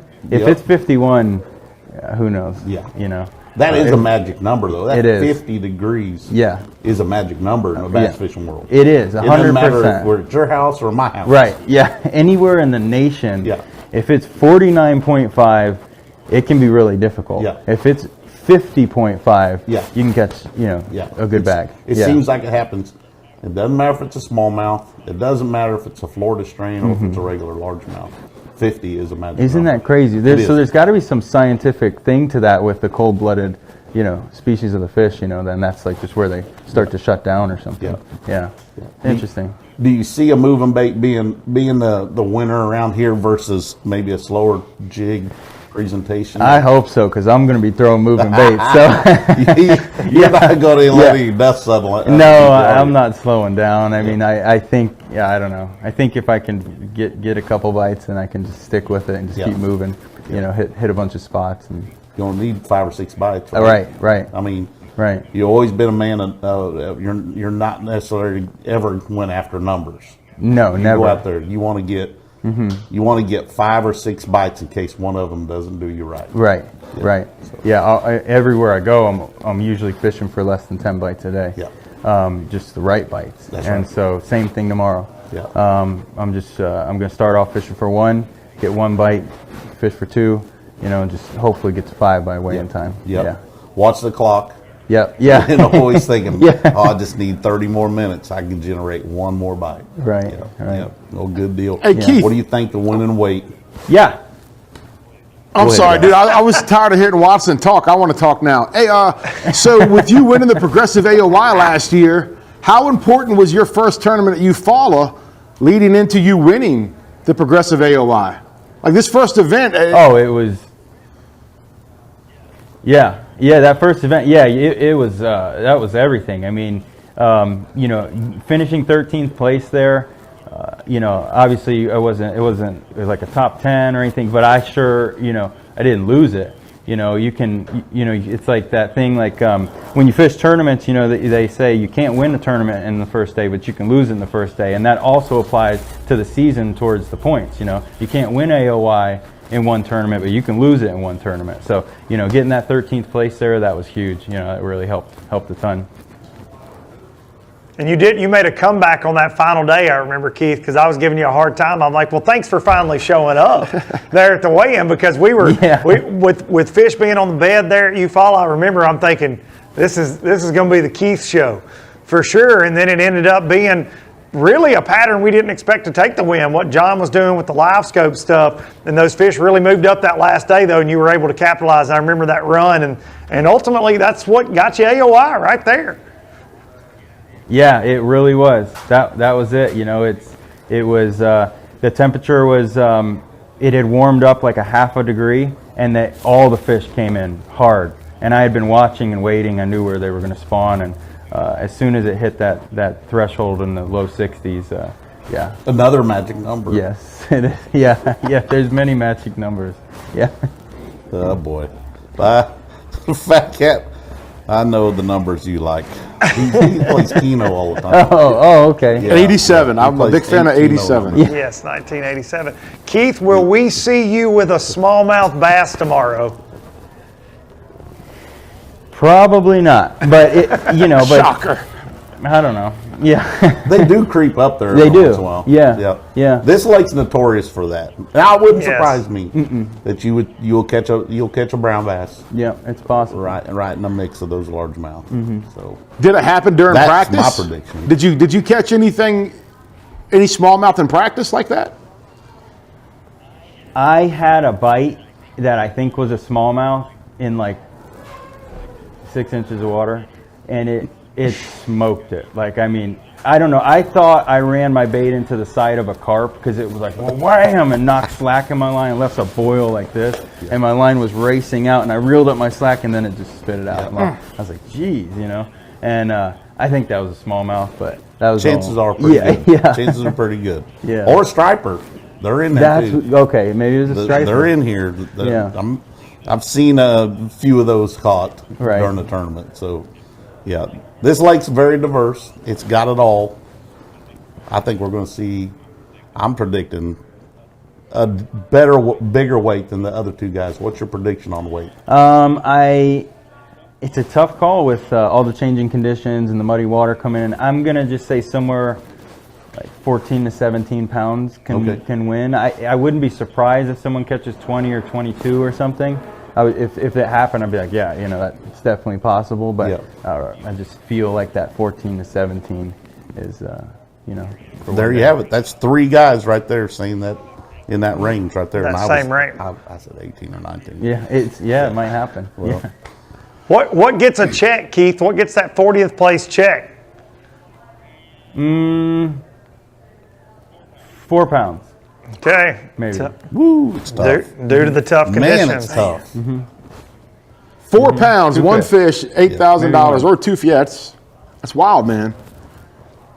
Just getting bit has been so hard with the changing conditions. Keith, if there's one guy that'll figure it out tomorrow, I feel like I got my money on you. We got to spend a lot of time in the boat with you. You're very analytical. I called you the fishing ninja all year last year. You really do break it down. And man, we like to wish you the best of luck. Be safe and give us some good footage running over stuff tomorrow, would you? Don't tear nothing up. Don't tear anything up. But that's what I want to see. Let's put the crest liner to I'll work, make buddy. sure my cameraman has his life jacket on. Yes, please. I want to see some Evil Knievel stuff.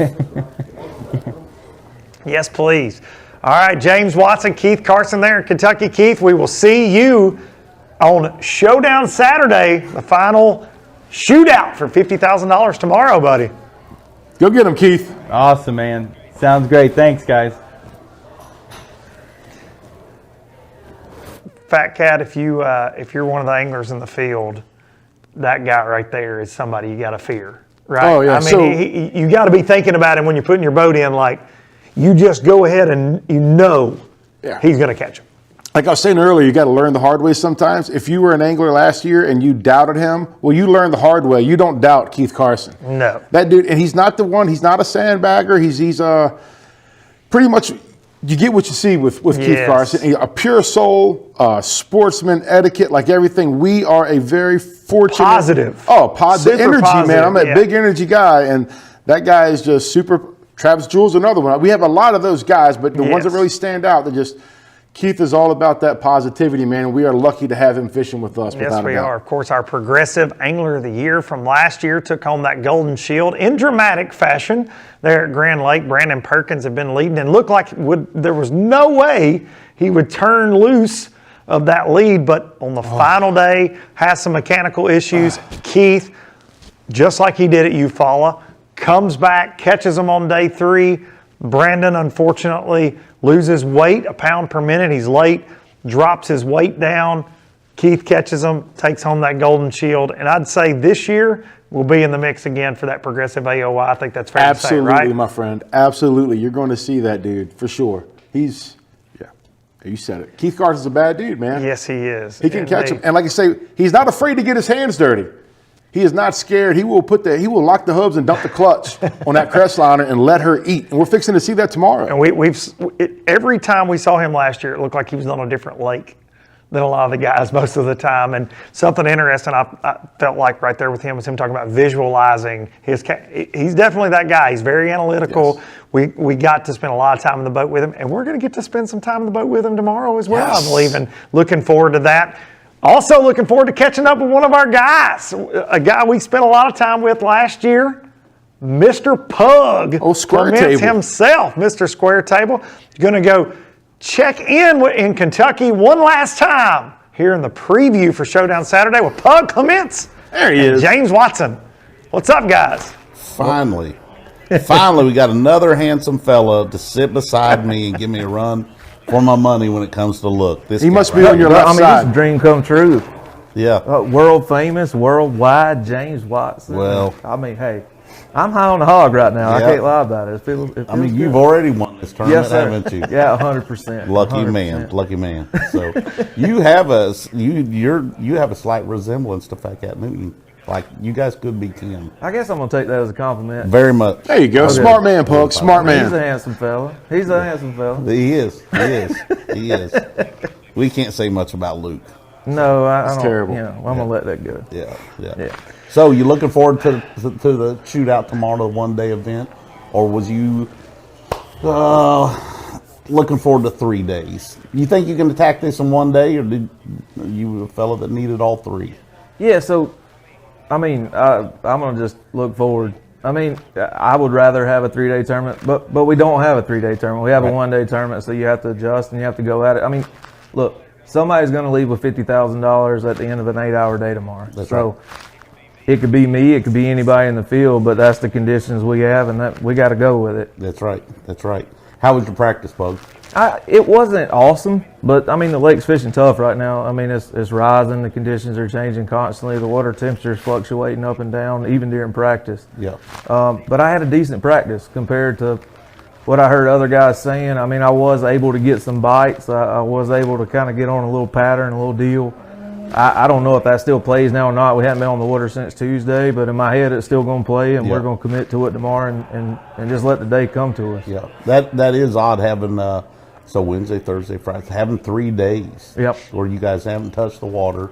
You've been able to drive around, and the rules allow you to drive around and look. Did you take today to drive around the lake and sample some of the water conditions? So we did look at the lake in a couple different areas today, and we actually went and spent 5 or 6 hours on Laurel, which is a lake that's about an hour from here in London, Kentucky, kind of a mountain lake, big steep walls. Hopefully it's similar conditions to what we're going to see on Cumberland tomorrow.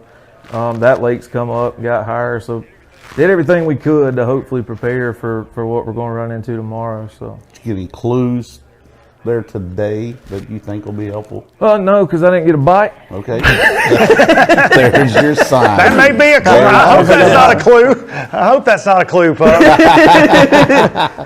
The clue is don't go back to that. No, lake. we're not. Laurel, it was all Laurel. Laurel's Okay. has oxygen problems or something right now. I don't know what it is. So. Yeah, the barometric pressure over there is different. Something's wrong. Something's wrong at Laurel. Well, over there in London, Kentucky, there's a place. I get on the Instagram every once in a while. There's a Yaden Auto Sales over there, Andrew Yaden in London. Are you aware of that guy on Instagram? I'm not, but I think we passed right by that going to the ramp. You need to check it out. He's a car salesman that has a little different technique to selling He's cars. a wild dude. Okay. Yeah, right. check it out. Yeah. All right. Anyway, Gotcha. he said that. I had to throw that in there. So tomorrow, boat draw. Been asking the guys, what number are you on takeoff? All right, so I'm boat 71. Man, everybody's in that 70 and 80 range that I've asked. Yeah, I mean that's mid pack, right? So Yep. I guess we take off at 8. We'll weigh in at 4. Okay. Stuff we're gonna have to think about tomorrow that I've never had to think about in the bass tournament before. Trailing? Yeah, so I'm putting in all the way down at the dam, which is going to save me time ultimately, because if we were going out of Burnside, I'd have an hour and 15 minute run in the morning. Yeah. I think I can make my first cast within 5 or 10 minutes of blast off. Okay.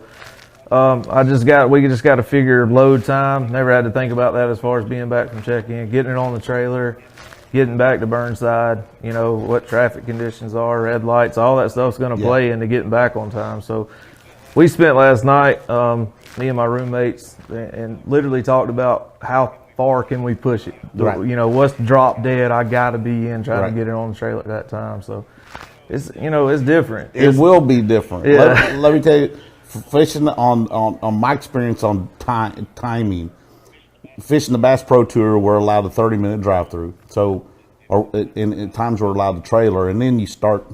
When you take off, you got 30 minutes to drive, and then it's lines in. Right. And then you get to fish to the last minute. There is no running back. Yep. All right. So you're going to experience that. And let me tell you, it will throw you for a loop. Yeah. And I get back home from fishing a Bass Pro Tour, and all of a sudden I jump in something like a BFL. I found myself fishing the BFLs, like fishing until the last minute, like I always do. Except you're really going to end up pushing yourself. And you're going to think, oh, man, I'm just around the corner here. Yeah. Sense of time will get away from you. You guys, I'm going to predict that somebody's going to screw this up royally tomorrow. Back in. And honestly, it won't be hard to do, right? No. I mean, it really won't. We went through scenario after scenario last night, literally just talking. Because it's a big deal. I mean, if you make yourself 15 minutes late, it's a DQ, right? So, that's right.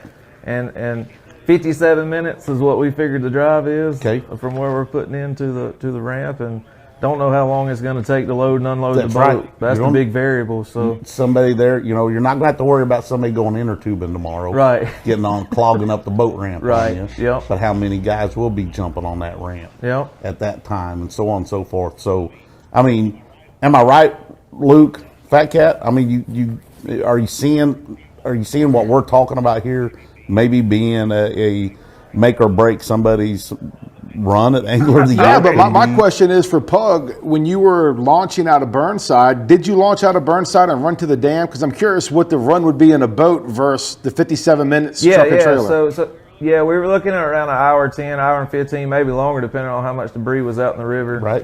So log jams. Yeah, you could have been looking at an hour and a half there. Yeah. So yeah, if you think about it along those terms, and that's time that, like you said, it's time you could gain. be fishing. Yeah, it's time gain now. Yeah, right. Yep. So going out down there is going to save me an hour to hour and 30 minutes. Of run time. Yep.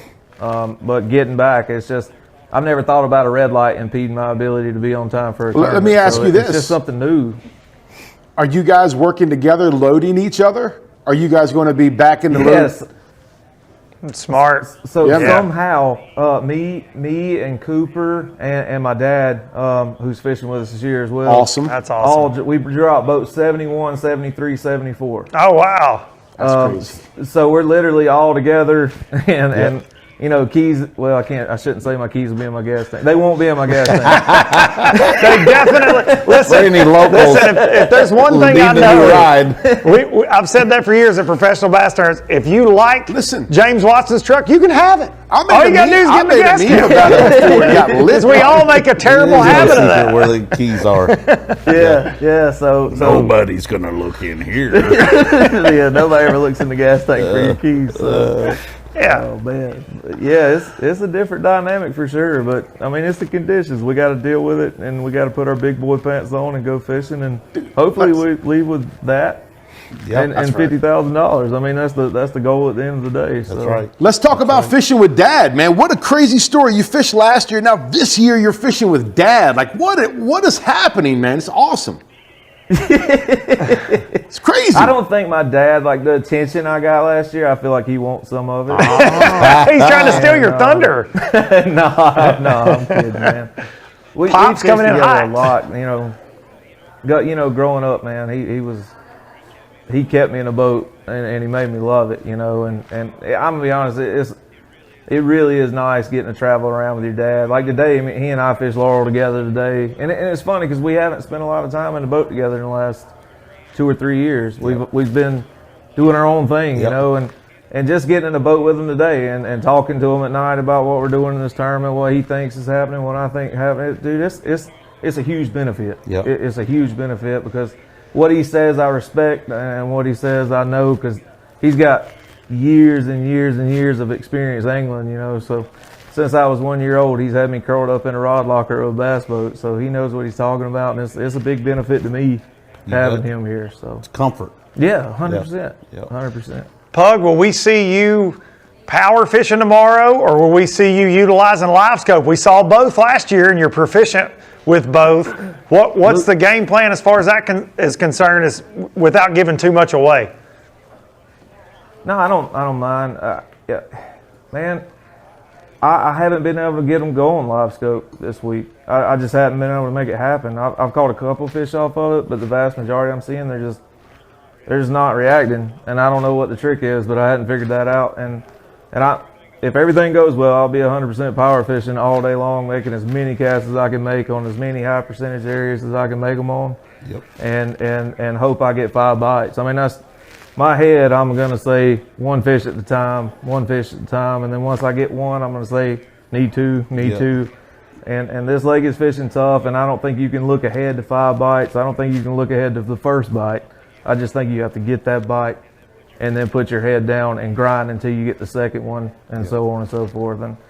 And I just want to cover as much water as I can to give myself a shot at catching 5. I think 5's going to go a long way tomorrow if they keep. Yep. Even if they're 12-inch spotted bass, I think they'll go a long way. So I'm just looking to get 5 bites. So honestly, I know people say that a lot, but I mean it when I say I'm just looking to get 5 bites. This is, would you describe this as a survival event? It really is, right? I mean, with the conditions, kicking off the year with a good foundation is so important for those progressive AOI points. I mean, it's about not only trying to win 50,000, but surviving and moving on to Hartwell. Yeah, 100%. And I'll be honest with you, if we were in Florida right now, it'd probably be a slugfest. This is a grinders tournament. This is a put your head down and put your big boy pants on and work. And the guy that keeps his head in it the longest. And what I mean is not just going through the motions because you're out there. I mean actually expecting a bite when you make a cast. I learned that during practice. I caught myself just going through the motions because it had been so long since I had a bite. Once I got bit, I concentrated, and guess what happened? Yep. I got another bite. So you have to keep your head in it and feel like you're around them all day. You absolutely have to. It's a grinders tournament, and you're going to have to work for it. Even though it's a one-day event, you're going to have to earn it. Yep. So I like it. That's good stuff right there. So have we asked Pug what Pug thinks is going to win it as far as weight-wise? Win and weight. What's going to take that shootout? And to cash a check. Weight, look, you got 120 professional anglers on the water. It's a one-day tournament. Somebody's going to run into them. I'm going to say 16 to 17 pounds of wind. Okay. Somebody will catch a couple of those unicorn 18-inch smallmouth and then fill the limit with them, and they'll have that 16 to 17 pounds. check. I think you'll. I don't want to make anybody mad, but I think it's going to be down in that 6 to 7 pound range probably. Couple keepers probably get you paid. Okay. And that's just what I think. But we haven't been on the water since Tuesday. It might be a slugfest. I mean, it could be, you know. Yeah. Fingers crossed. That's what we're hoping for. We're hoping for a crazy Cumberland slugfest tomorrow, to say the least. Hopefully. I can tell you, that last day of practice when it was raining and there was a ton of water being dumped into the lake, lower waterfalls, they bit. Yeah. They bit that last day of practice, and I thought it would be the opposite. So maybe here when the lake's driving like crazy and the weather's nasty, maybe they bite. Yeah. That was a warm rain too, though. It was warm. I was there for that day. It was like 60 degrees and raining. It wasn't bad compared to what it was tournament morning. Yeah. Or this morning. Yeah, so again, I'm just in my head. Yeah. I just got a bleeder go bite, man. I have to. I hear you. I convince myself of Positivity it and stay attracts positive and grind on positivity. it. Well, Yep. we appreciate you taking time out this afternoon to join us, Pug. We wish you the best of luck tomorrow, dude. Hope you get a chance at that shield and that 50 grand. We know you deserve it. Be safe out there, man, and we will see you on the water tomorrow. Go get him, Pug. All right, thanks for having me, guys. Appreciate it. Thanks, James. Love you, miss you. Thanks, guys. James Watson right there with Pug. Man, Pug is a guy, he's infectious, right? Like you like being around him. Yep. He's got a great attitude. He's a funny guy. He'll make a dog laugh. He's funny, yeah, man. We had a great time covering him last year, the opportunities that we had. I remember Pickwick jumping out, and that's why I wanted to ask him about live scope, because that was an event where we saw him utilize that live scope, and man, he was doing a few different things to really be in the mix down there with that forward-facing sonar. Harris Chain. You know, he was up there on the west side. A lot of the guys were beating the shorelines of fishing docks. Pug was out.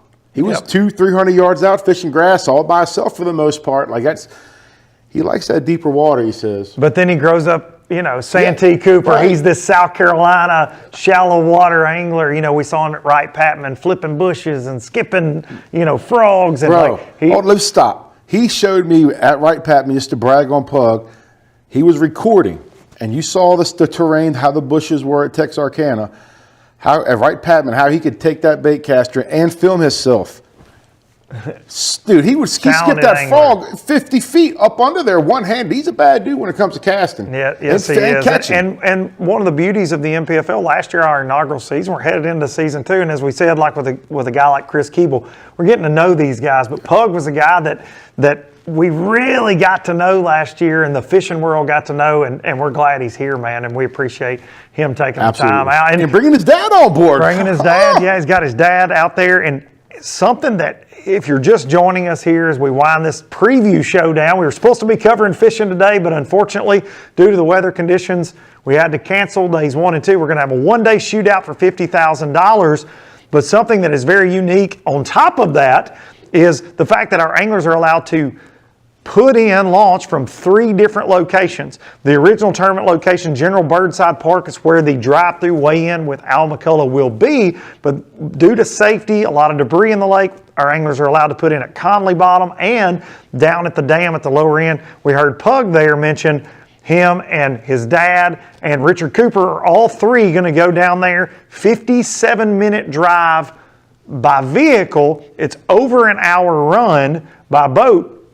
They get to launch. They're going to do 3 separate launches. The tournament crew doing an amazing job lining all this out. Overtime, baby. It makes my eyes cross a little bit thinking about logistically. They got their work cut out for them, and I know they can pull it off. But he talked about, and it's something I really didn't think about until Pug said it, it's an advantage getting to do that, not only from the safety standpoint, but increase boat whatever. Yeah, it increases his fishing time in his prime water. So that's definitely going to play in to who takes home that trophy. And one thing I really do like is this: it's chaotic. What's going on, man? It's wild how it's happening. But normally, you know, if you go out on flights, you got an early day, a late day, and all that. And multiple days. Yeah, we flip flop it. Exactly. But what they've done for this tournament, each angler is getting the same amount of time to fish, which I think is fantastic. And they're spacing it out. Right. So if your boat 80 whatever, you might be putting your boat in at 8:30. You get to leave, and man, I think that's so awesome. 3 o'clock, first flight checks in. 5 o'clock, our last flight will check in. So around that 5:30 to 6 p.m. range, somebody's taking home $50,000 for one day's work out on the water. I'm jealous. We're going to do talking tomorrow. We got to talk about who's going to win. But before we see the first cast, before we see anything, who you got? Oh, you're going to... I'm going to put it on you right now. That is putting me on the spot. Yeah, who you got? Let's call it right now. I was hoping you were just going to say wait, or what's going to be the big bass, let's put or it all something out, like man. that. Oh, me. I'm going to say, and this is, okay, so this is a little insider trading. Oh, here we go. This is a little insider trading. Justin Kimmel. Really? Rookie, Justin Kimmel. I'm calling Justin Kimmel out.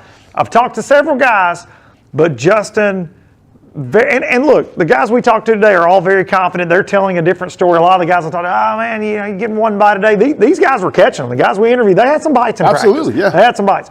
But Justin figured something out. He's very excited about it. Now, granted, it was several days ago. The lake has changed, and he will admit that. But Justin is he's a unique guy, analytical like Keith Carson. Justin will be in that top 10, so if not taking home the hardware.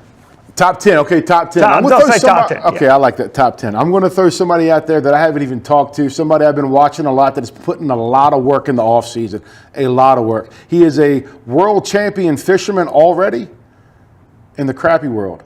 Dude, Kevin Rogers. I'm going Kevin Rogers. Crappie King. Well, I just really think this is going to be a body of water. The fish are going to be all messed up. They're going to be finicky. And if anybody has the knowledge or talent to downsize, I really do think downsizing here will play a big role for some of the guys, whether it's to squeeze a limit, to get fish in the boat, or what have you. But if anybody, that combination of just Kevin Rogers. I like top it. 10. Kevin Rogers is. And I also think Kevin Rogers is going to, from the AOI standings last year to this year, he will make the biggest difference. He's definitely been working hard. You can see that. And he's a fantastic angler, right? Absolutely. Great with his electronics. He's working on the other pieces of his game. And Kevin is a super positive guy as well. Absolutely. Great to be around. It's going to be interesting. One thing's for sure. We are going to do our best to cover it. I mean, give you the story tomorrow starting at 8 a.m. Eastern. You're going to want to make sure you're right here with us, TNPFL.com, on Facebook. We're going to have 5 cameras out there on anglers. We're going to have James Watson on the water. Fat Cat, are you excited to be in studio? Are you missing being on the water? I'm jealous, man. This is luxury, though, right? I do enjoy this, but on the water is where it's at, man. You get to get out there and, like I say, man, run my lips and shake my hips on the water, see the guys, see everything. But when I saw how Grand ended and I saw the thunderstorms and the rain and I saw Watson all bundled up and shriveled like a raisin, I was happy to be right here. You're happy to be right here. I'm perfectly content with where I sit right beside you, my friend. I look forward to covering this bad boy and getting the season off to the right start. We're going to have 6 amazing events, but start it all with a Showdown Saturday shootout. 8 a.m. Eastern Time. Make sure you join us in the morning. If nothing else, it will be entertaining from Lake Cumberland. I'm Luke Duncan for Fat Cat Newton, James Watson, and our entire NPFL crew. Thank you for joining us, and we'll see y'all tomorrow morning.